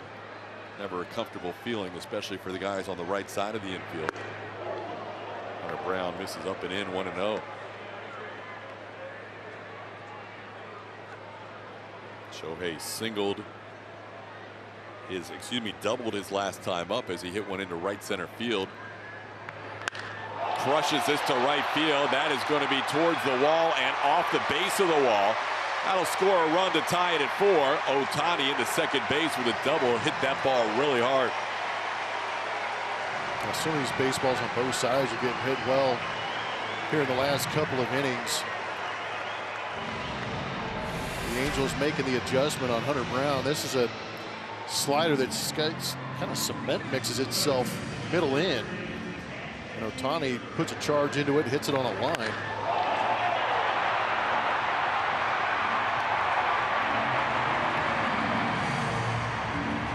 Josh Miller with a meeting at the mound to talk to his young right-hander. And now a word from Gallery Furniture. Fast, easy, convenient. Gallery Furniture delivers your made-in-America furniture free today. Hunter would like to get through 5 innings. He's sitting at 87 pitches right now. Shohei right there since last season, along with Aaron Judge, Yordan Alvarez, and Mike Trout. Highest expected slugging percentage. Ohtani has tied the game at 4 with his second straight RBI double. Now Anthony Rendon, who tied the game at 3 with a single his last time up.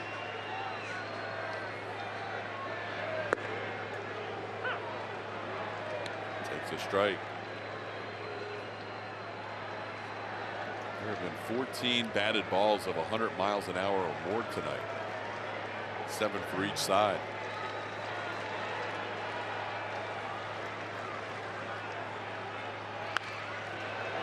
Fouled away. It's 0-2.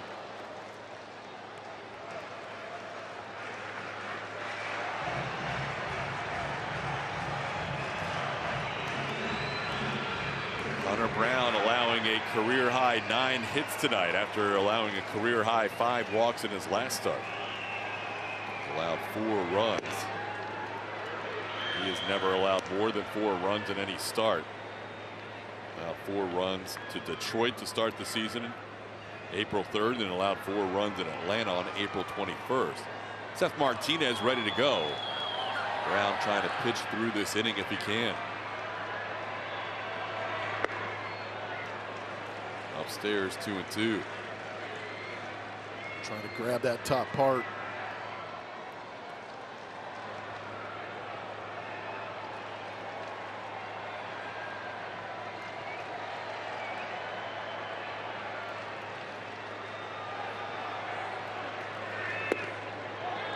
Check to swing. Count goes full.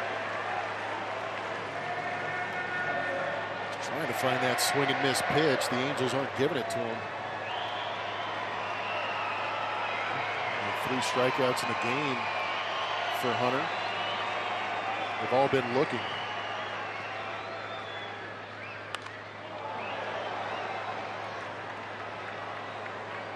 This Probably the lowest percentage of whiffs he's had in maybe any start we've seen. It's just odd.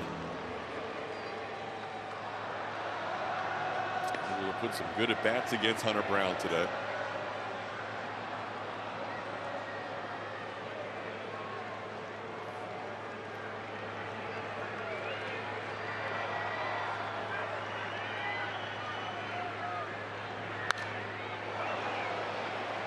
Rendon keeps battling. They are taking some serious swings against Hunter Brown tonight. They really are. They look very comfortable against him, maybe as comfortable as any offense we've seen. The Braves scored those 4 runs against him in that first inning, but then he was able to settle in and not allow anything else the rest of the way. And hits Rendon. Tried to throw a slider that never moved off of Rendon, and that's a hit by pitch that'll put runners on first and second. The 4th hit batter of the season for Hunter Brown. You see, gets on the side of it, just never creates a spin to get it back on the plate. That'll be the last batter Hunter Brown will face tonight as Dusty Baker is out.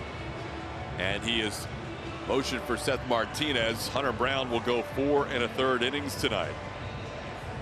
Same total as last outing. He's a little frustrated as he walks off the mound with a 4-4 tie.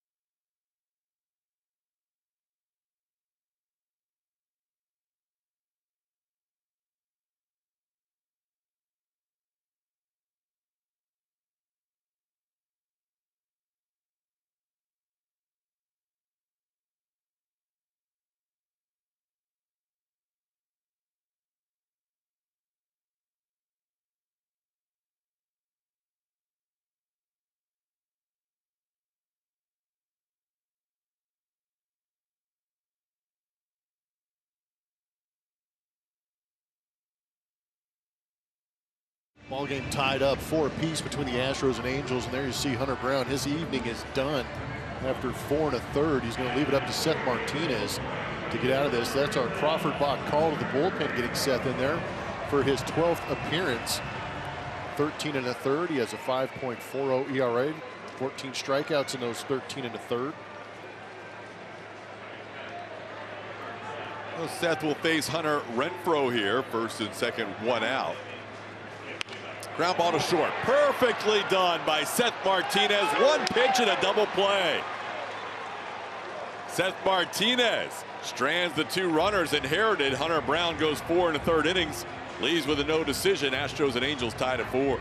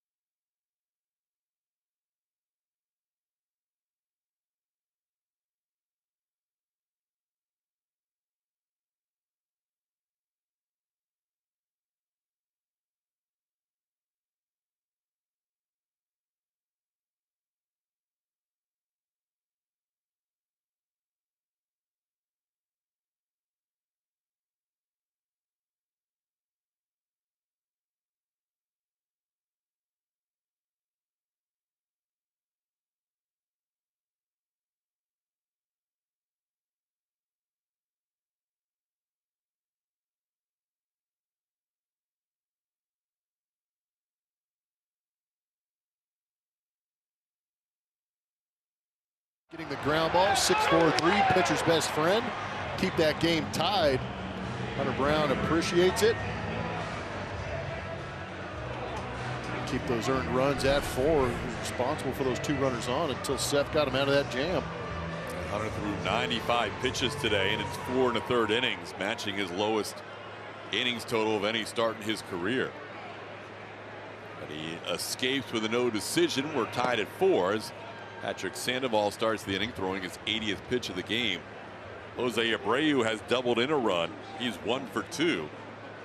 Doubled in Yordan Alvarez's last time up. Doesn't go after that pitch. It's 2-0. Those weird nights for Hunter Brown where he allowed 9 hits, a lot of hard contact as well, and only struck out 3. That's the most on top of Hunter Brown we have seen any offense so far in his young career. Yeah, we haven't seen him hit that hard. He looked very comfortable in the box against him. Like we said, only 3 swings and misses in that outing tonight for Hunter Brown, and those 3 strikeouts all looking. Hunter's next start will come against Chicago to wrap up the road trip. The Astros have an off day on Thursday, so his next start will come on Sunday on 5 days of rest. 3-1 the count to Abreu. Both of the hits on this road trip for Jose have been doubles. We mentioned Abreu hit well here in Angel Stadium last year, 8 for 13. He's 1 for 2 tonight.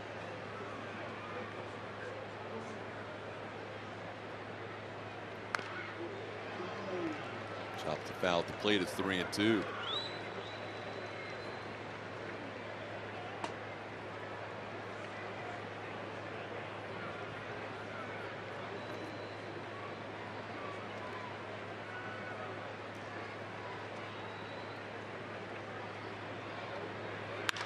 The ball hit pretty well to right field. Back on it, Hunter Renfroe puts it away. Abreu with solid contact to right, but he's out number 1. Commemorate the 2022 World Series with a customized brick. The World Champions Brick Program is on sale now. Personalize your brick today at astros.com/bricks and cement your legacy at Minute Maid Park. Sandoval's had 1 start this year of over 100 pitches, and he's in the mid-80s right now. The Angels will get their bullpen moving as Kyle Tucker takes one up for a ball, 1-0. Tucker 0 for 2 today, but good career numbers coming in against Sandoval. 5 for 11 with 2 home runs. Takes that one for a strike, 1-1.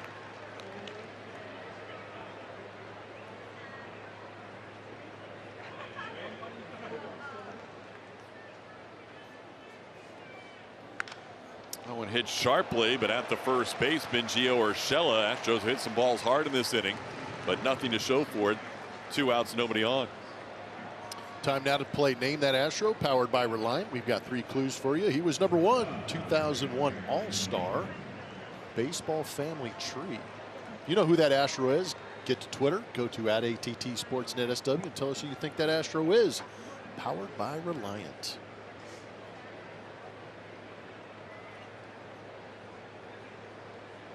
Last 2 batters hitting the ball hard, but nothing to show for it. Here's Jeremy Pena. He hit the ball hard his first time up, flied out to deep center. He's also grounded out to third. Pena sends this one to right field. Pretty well hit. Back goes Renfroe near the track, and he puts it away. Astros hit 3 very hard hit baseballs in the inning and have a 1-2-3 inning and nothing to show for it.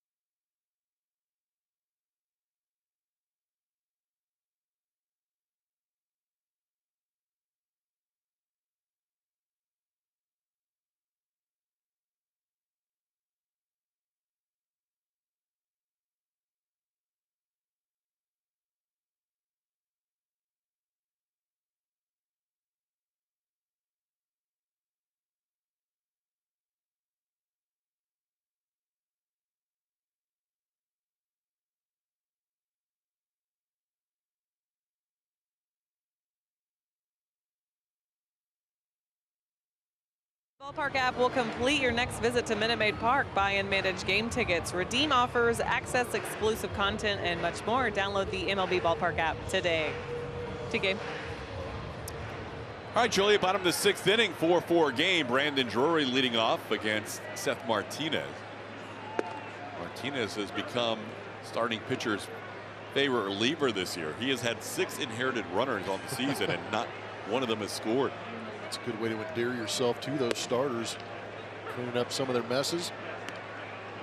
He stranded 2 inherited runners in yesterday's game as he came on after Matt Gage had walked a couple to lead off the 6th inning.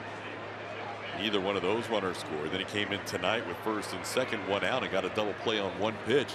Now he's ahead 0-2 on Drury. Drury fouls 1 back. Seth is the only reliever who has inherited a runner this year without allowing anyone to score. Everybody else has allowed at least 1 runner to score, although Rafael Montero and Ryan Presley haven't inherited any runners this year. But 0 for 6 is a nice number for Seth.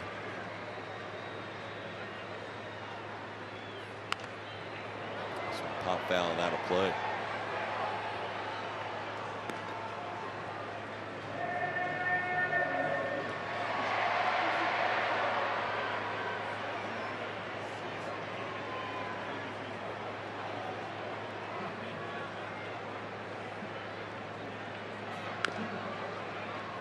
Drury last year spent time with the Reds and then the Padres.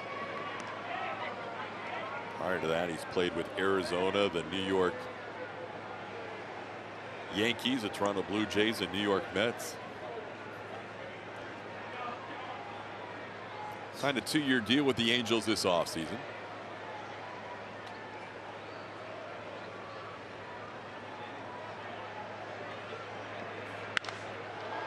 Reaches out and sends one to the left field.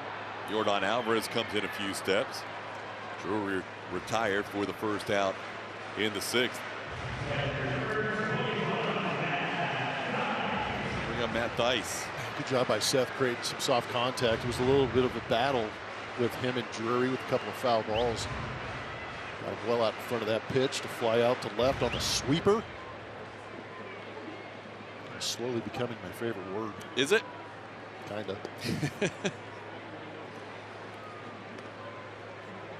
Some guys throw sweepers. The last pitch was the first one Seth has thrown out of the strike zone since he's entered the game. Big swing, no contact, 1-1.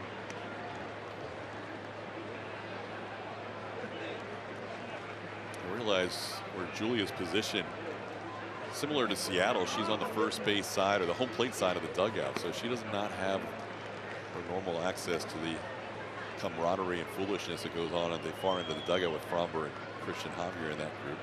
Yeah, why'd they tuck her back in there? I don't know. She's kind of tucked in there. Hard for her to see. It's ball to right field. Tucker will make the play for the second out. How you doing on the inside part of the dugout there, Julia? Okay, so I like this side every once in a while because I get to see the interactions with all the coaches. So when Breggy had the RBI triple early in this game, the cans snitch show that went on down here was unbelievable. The hitting coaches having a blast. Little party down here, also making fun of the way he runs. These are the things I get to see on the inside part of the camera. I like it. Another perspective. Breggy's first triple since the pandemic, so it's been a while. Also, Josh Miller gets angrier, or more often he gets angry than we thought, guys. Really? What? Yeah. The normally placid Josh Miller. I've heard some things. I know he wasn't happy about the Matt Gage balk yesterday. No. And neither were many other people in the organization. Rightfully so. Little base hit there by Gio Urshela.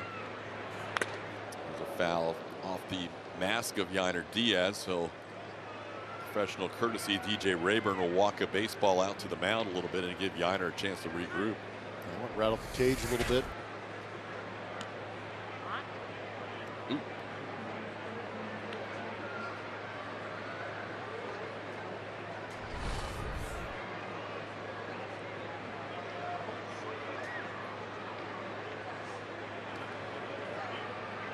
I'm just glad we can hear Julia when she talks now. Yeah, it's not. You know, it's not. No, that ambient noise she had thumping in the background is gone. It was what, Club Angel for a few years down there. There was a solid 3 seasons where no one heard any of my hits from Angel Stadium. It was so loud. We would talk to Julie after the game. She couldn't hear us. Yeah, she kept saying, what? The bass. They put a bass speaker down here with me for a few seasons. But now everything's a lot more under control and calm, tranquil. 0-2 the count to Zach Neto. We showed you that bullpen graphic earlier for the Angels, and we surmised that we would see Matt Moore at some point, where he is the guy currently warming up for the Angels. Not sure if he'll start the next inning or we'll see Patrick Sandoval come out. Sandoval in the mid-80s with his pitch count.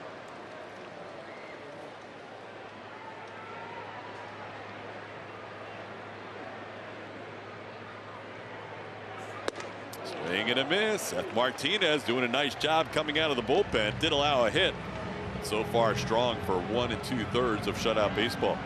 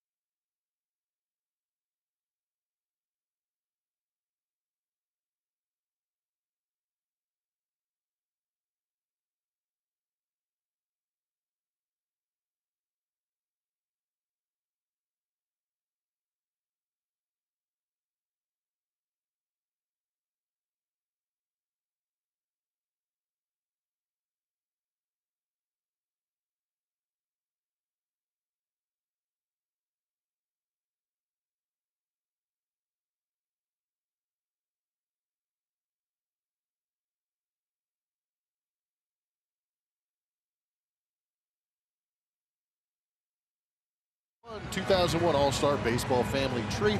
Who is that Astro powered by Reliant? Of course. Man, that's a young Phil Nevin on the right. #1 overall pick in 1992, was an All-Star with the Padres in 01. His son Tyler plays for the Tigers, and son Kyle was drafted by the Dodgers. Good friend, ex-teammate Phil Nevin. Pretty good golfer, too. Is he? Yeah, he tried to get his tour card. No way. That Yeah. good. Well, it didn't go well. But still. Yeah, he gave it an effort. He is incredibly competitive. It's kind of interesting to see that last series they played against the Rangers, just because his former manager Bruce Bochy was in the other dugout managing against one of his players, and Phil Nevin. That gets through Rendon. Rendon has made a couple of fine plays defensively tonight. Has that one go right through the wickets. Chaz McCormick will reach on what probably will be an error on the Angel third baseman. He was positioned perfectly. Normally you don't see Rendon making these types of errors with the ball hit right at him. He went down. Oh, wow, that thing took a left turn, didn't it? It was kind of interesting on that hop. Had a little Chazzy fizz on it. Yeah, it did. Chomped him. So here's Yainer Diaz, who is the only 2 strikeouts tonight for Patrick Sandoval against Diaz, but this time he puts it in play to center field. Mike Trout to his left catches it in right center for the first out. How about David Hensley in his last at bat? Hit that ball hard, didn't he? Statcast 3D powered by Google Cloud is going to show you that bat path.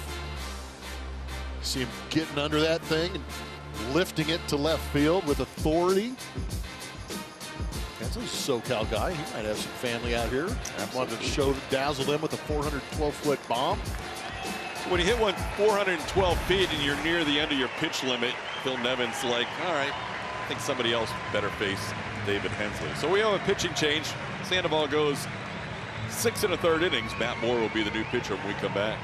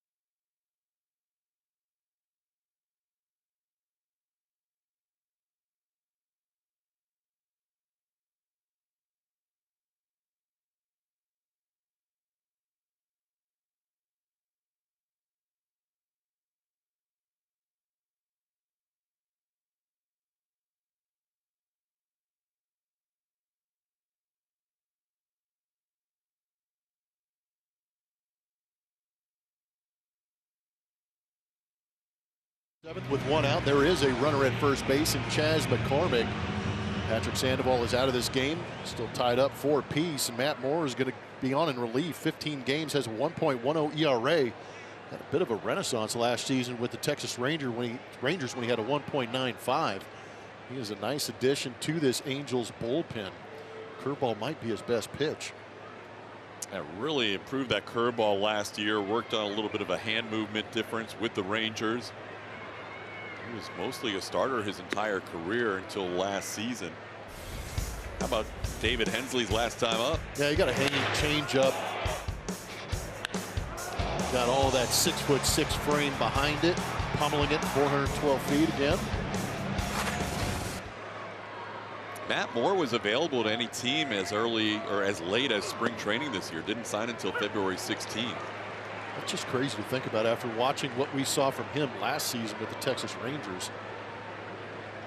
I think he thought he might be looking at a possible multi-year deal. Ended up signing a 1-year deal with the Angels.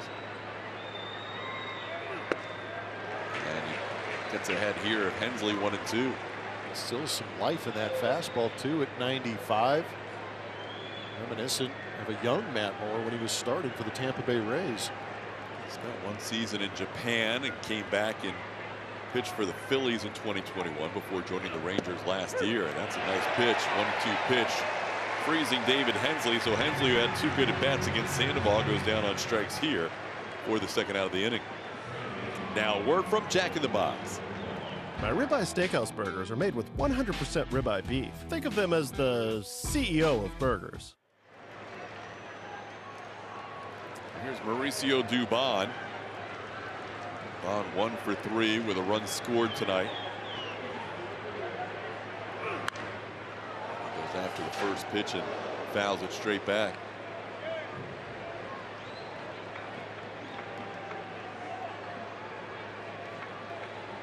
Mauricio singled and came around to score with 2 outs on a triple by Alex Bregman. Mauricio single started a 3-run rally in the 3rd inning.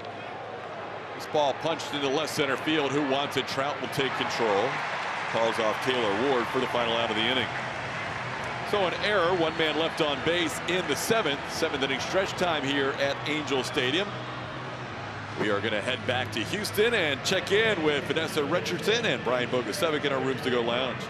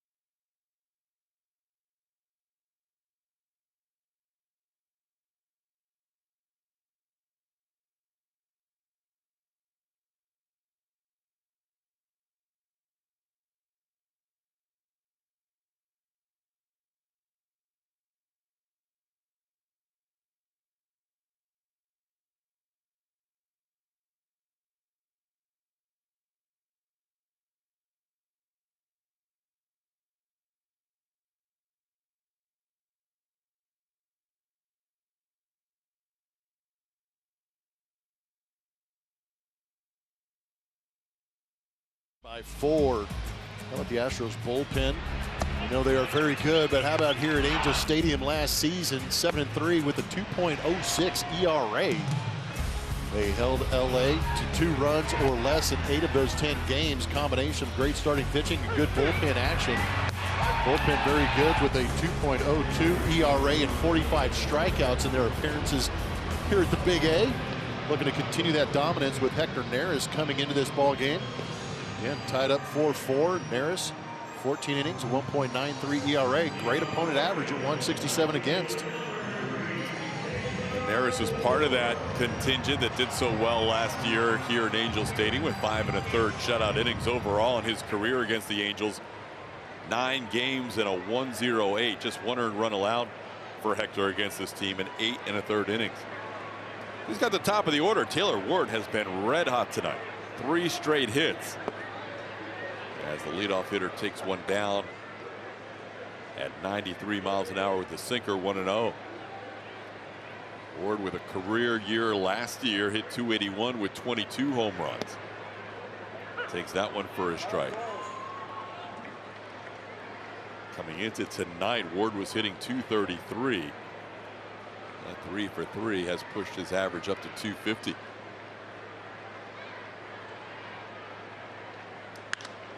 That one high in the air but playable. Tucker and McCormick converge. It'll be Chaz who calls off Kyle for the first out here in the 7th.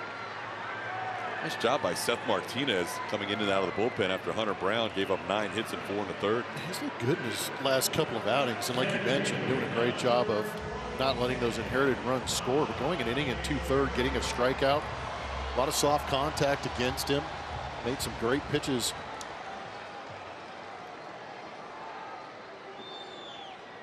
Here's Mike Trout. Takes one down for a ball.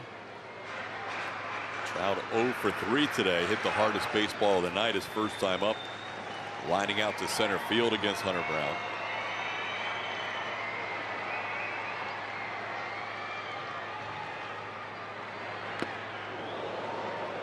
Big swing, foul tip, 1-1.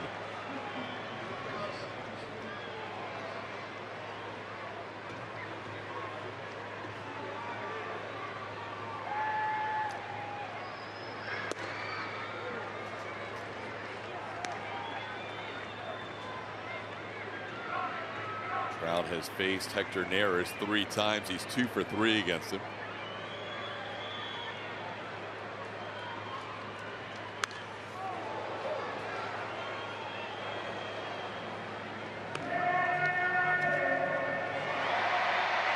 Carlos Estevez is warming up in the Angels bullpen. He's normally their closer, but they're going to go a little different tonight based on need as opposed to based on how Phil Nevin would normally line them up.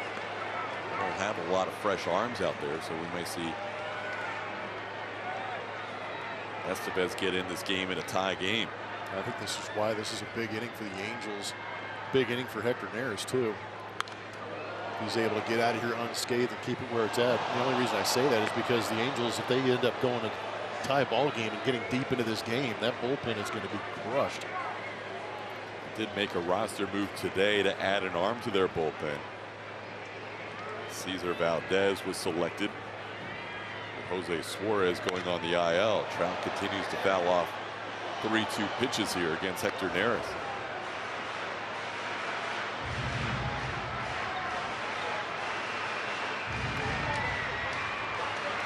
Bullpen overall has been pretty good for the Angels this season. As far as ERA is concerned. Overall, 3.48 ERA for that bullpen for the Angels. Swing and a miss. Neris wins that long battle, getting Mike Trout on strikes for the second out of the inning.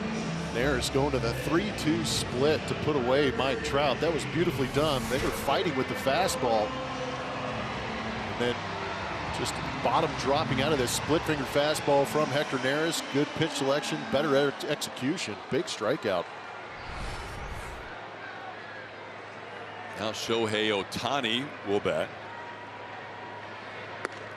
Yeah, if you go as far back as the days of K-Rod, that bullpen was stellar, but they have not had a lot of good bullpens in recent years here in Anaheim. My goodness, no. Yeah, pitching starting pitching and bullpen has been a huge issue.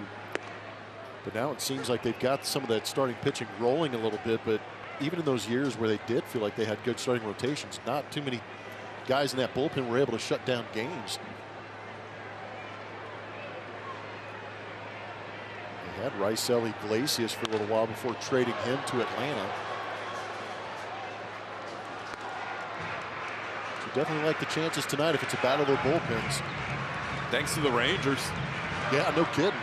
Rangers putting up 26 runs on the Angels the last 2 days and getting deep into that bullpen. Now it's 1-2 on Shohei Ohtani. High pop-up. Shallow left field. Pena, Hensley, and Jordan all converge. The biggest guy of the three takes it for the final out of the inning. Good inning for Hector Neris. 1, 2, 3, getting the top three in the order.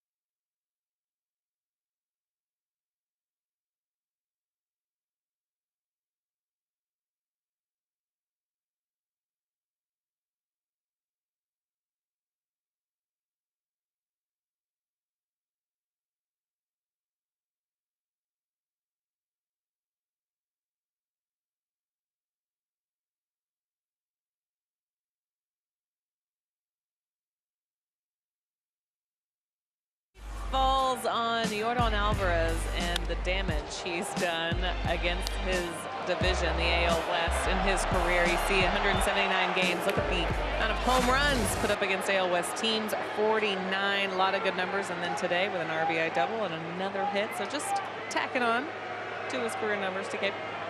And he's had a nice road trip as Alex Bregman will bat first. Jordan second in the inning, facing Matt Moore in his second inning of work. Moore came on and got the final 2 outs of the 7th inning, and now he's 2-0 on Alex Bregman, who's had some really good swings tonight. Yeah, slight adjustment in the hands. It's set up. He has taken some better swings. Just getting under a couple, and he's hit the left field for a couple of flyouts, but the first 2 at bats were lasers. Breggy now 2 for 4, flied out to deep left his last time up. How about Jordan versus Mike Trout? Similar number of games since 2019, putting up similar numbers.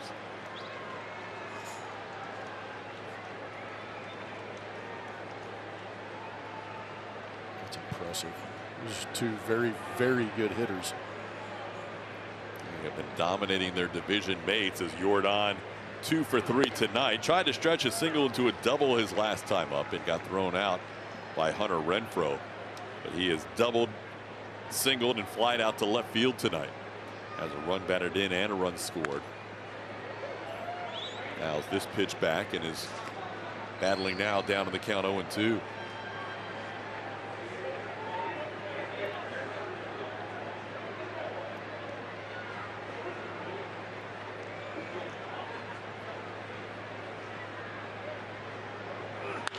Up the middle on an 0-2 pitch, fielded there by Neto. His throw in time. And shortstop moving nicely to his left for the second out of the inning. This week on Astros Bases Loaded, we go inside the upgraded El Grande scoreboard at the ballpark, and Jose Abreu raises awareness for mental health. All that and more on Astros Bases Loaded after the postgame show. So Abreu, who has doubled down the right field line and hit one hard to right field his last time up at 106.2. Takes a fastball for a strike here, 0-1. Abreu 3 for 9 with 3 walks in his career against Matt Moore. Moore drops in that curveball for a strike, 0-2. Moore has been impressive tonight, trying to continue a scoreless streak. He's now gone 9 scoreless innings in his last 8 appearances. Rafael Montero looks like he'll have the bottom of the 8th inning for the Astros as Abreu punches one to center, playable for Mike Trout. And Matt Moore retires all 5 batters he faces out of the Angels bullpen. We are still tied at 4. Montero will have the bottom half of the 8th.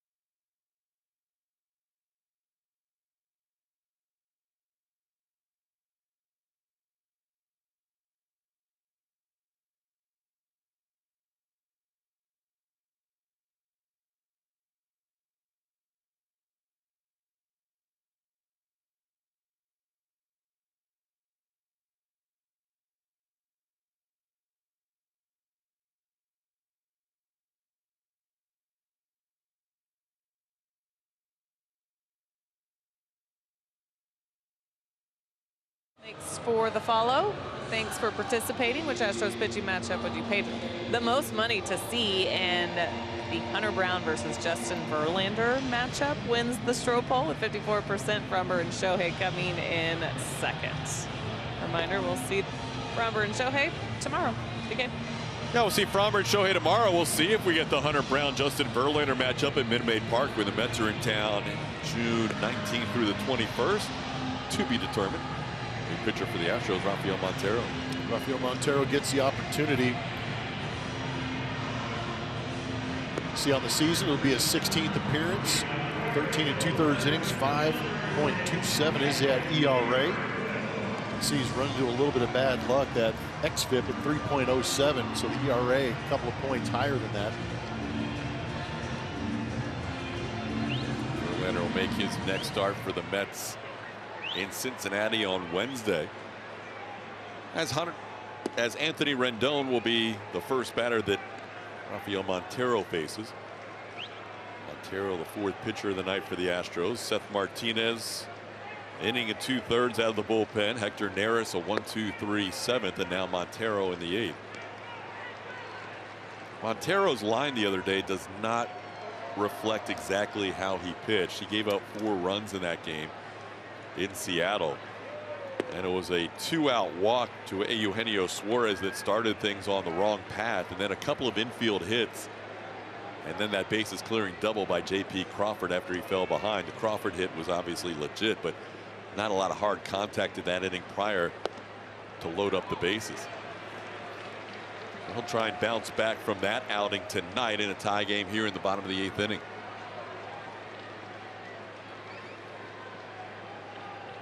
Rendon's been on base twice, an RBI single, and he's been hit by a pitch. And he's on base for a 4th time, or 3rd time rather. Leadoff walk here for Montero. 2nd walk allowed by Astros pitching. Now a word from Reliant. Reliant, official energy provider of the Houston Astros.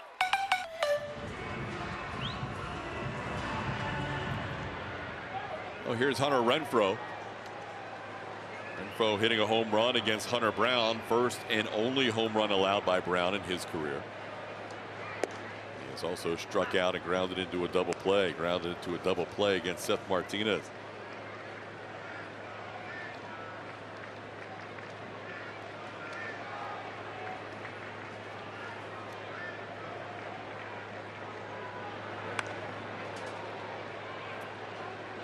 Montero working ahead 0-2.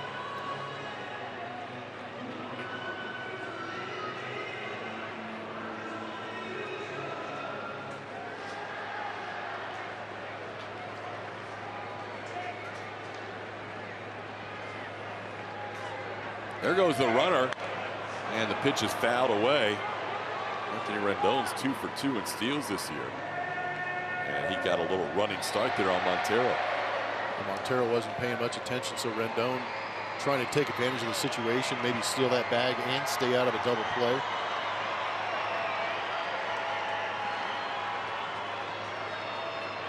Rendon has not been running much as an Angel, just 2 steals in 3 years prior to this season, but this year a couple of steals already.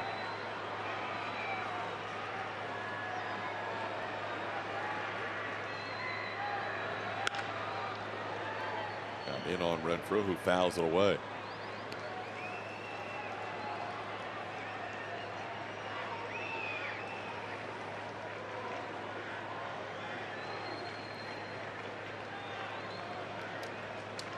Their closer Carlos Estevez is still warming up.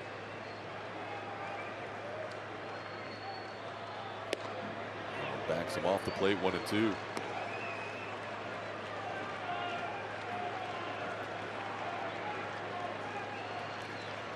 We were tied at 3 at the end of 3 innings. We're now tied at 4 as we play here in the bottom half of the 8th. Close play.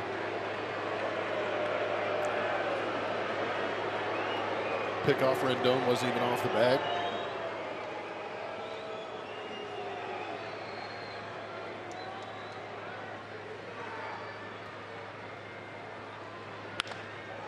That's popped high in the air, shallow right field. Long run for Tucker, but time to get there. Kyle puts it away. For the first out of the inning as Renfroe flies out to right.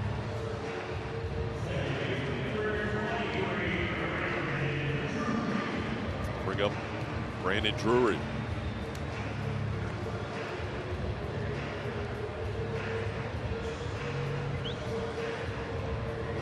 Drury 0 for 3 tonight.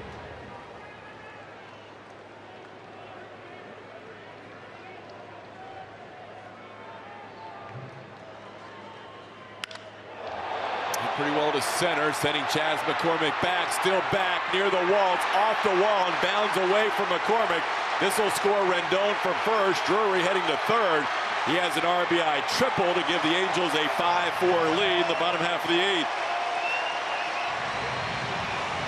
It's about as far as you can hit it in this ballpark without getting it out. It's a unique center field out here at the Big A. That ball was crushed by Drury. 106.8 off the bat, 407-foot triple. You see Chas get a decent jump on it, but that fence was coming in quickly as it jetted over his head. That ricochet back towards left field gave Drury the opportunity to get into third base. Big swing in this ball game. He needed that ball to have a little more hang time to try and make a Game 5 World Series style catch. But it got to the wall in a hurry. So now 5-4 game, the infield comes in. Batter is Matt Dice.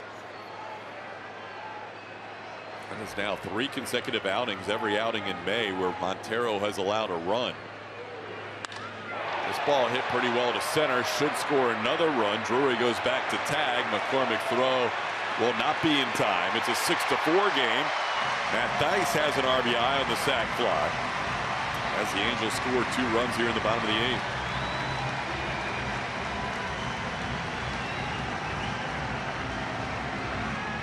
Pretty good job by Theis getting a pitch. He could drive to the outfield, get that easy RBI with a runner at third base, less than 2. So a couple of big swings in this inning against Rafael Montero.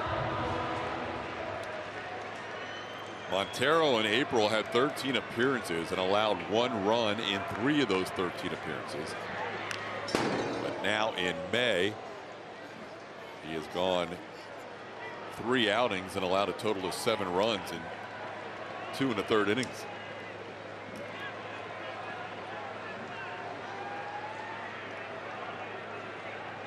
Gio Urshela with a 0-1 count. Gets that call, does Montero. On the outside edge, it's 0-2. Looking ahead to the Astros in the 9th inning, Kyle Tucker, Jeremy Pena, and Chas McCormick will be due up against their closer, who has been warming for a couple of innings now. Montero strikes out Urshela to end the inning, but Brandon Drury with a big triple in the middle of that 2-run inning gives the Angels a 6-4 lead.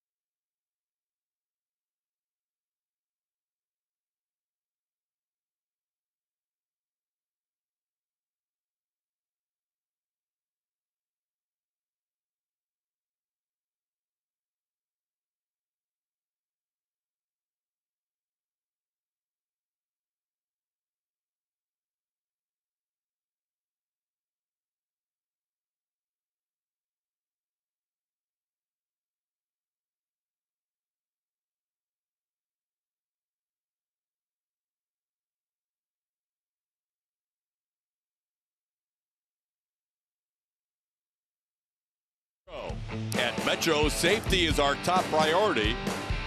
And by Chick-fil-A Houston, helping to fight hunger when the Astros load the bases.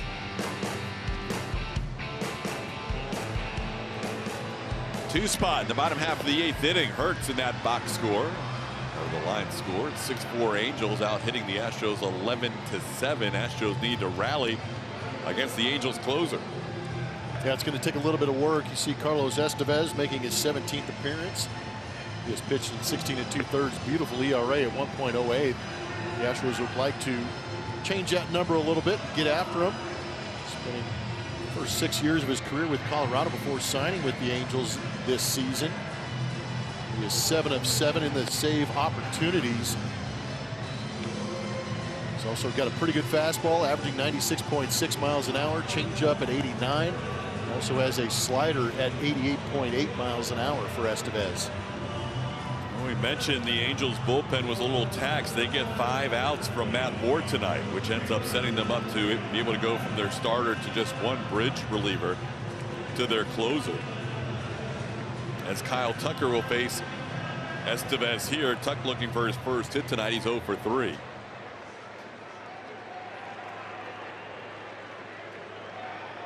It'll be Tucker, Jeremy Pena, and Chas McCormick due up. Yiner Diaz if it gets beyond the first 3 hitters. Angels scored the first run of the game on a home run by Hunter Renfroe. It was the first home run Hunter Brown's ever allowed. Then the Astros had 4 straight 2-out hits in the 3rd, scoring 3 runs. The Angels tied them up in the bottom of the 3rd. Astros went ahead again in the 5th before the Angels tied them up in the bottom half of that inning.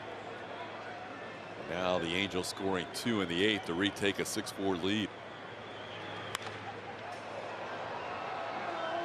You know, you're always looking to see if guys are going to make adjustments throughout the ball game. Tucker's made an adjustment. He's got the BGs on.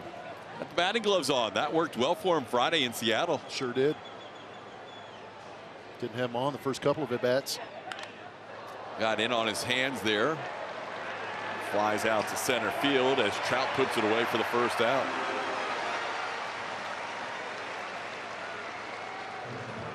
See the games you want with the flexibility you deserve with Astros Flex Plans.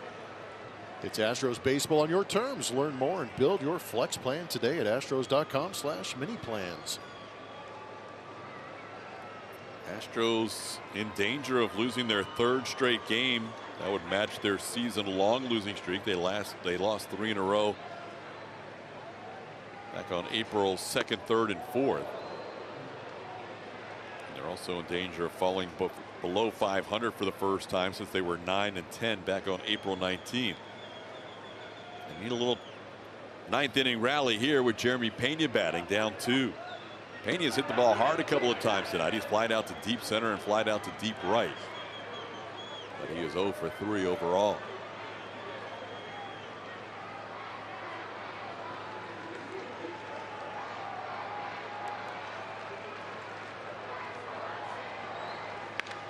This one on the ground to third. Rendon gobbles it up.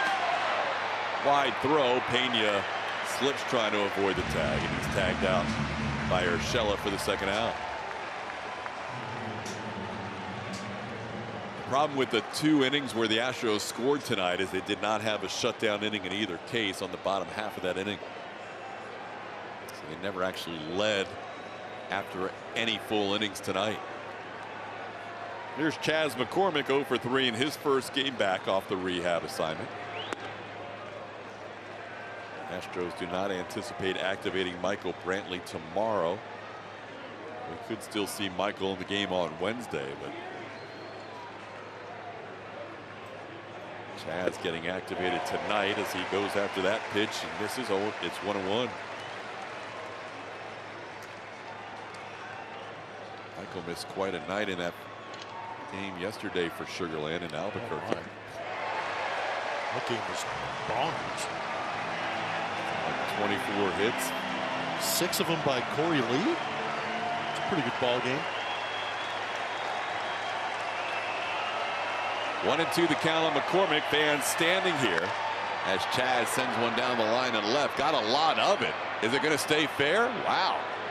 Man, that's about as close as you can get. Chas acted like it was well foul, but that almost stayed fair as it went down that left field line. And that's a long foul.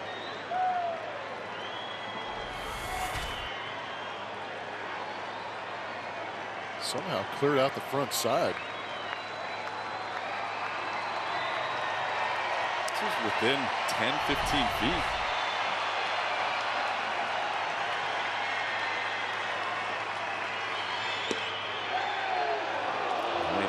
Off the plate, 2-2. Estevez signed a 2-year deal with the Angels in the offseason. Trying to go 8 for 8 and save opportunities, and Chas battles him here. Good battle by Chas, fouling off some tough pitches. 98 on the outside corner.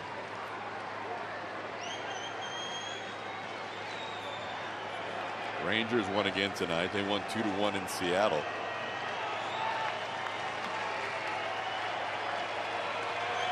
Swing and a miss. Estevez 8 for 8 and save opportunities. And the Angels scored 2 in the bottom half of the 8th inning to win this opener 6-4. The Astros losing streak now at 3 games, matching their season high, and they drop under 500 on the season, now with a record of 17-18. Coming up on the Astros postgame show, Vanessa Richardson and Brian Bogusevic will be your host. Julia Morales here in Anaheim gathering interviews. You will hear from Dusty Baker, amongst others. All that coming up on the Astros postgame show right around the corner. Angels win 6-4.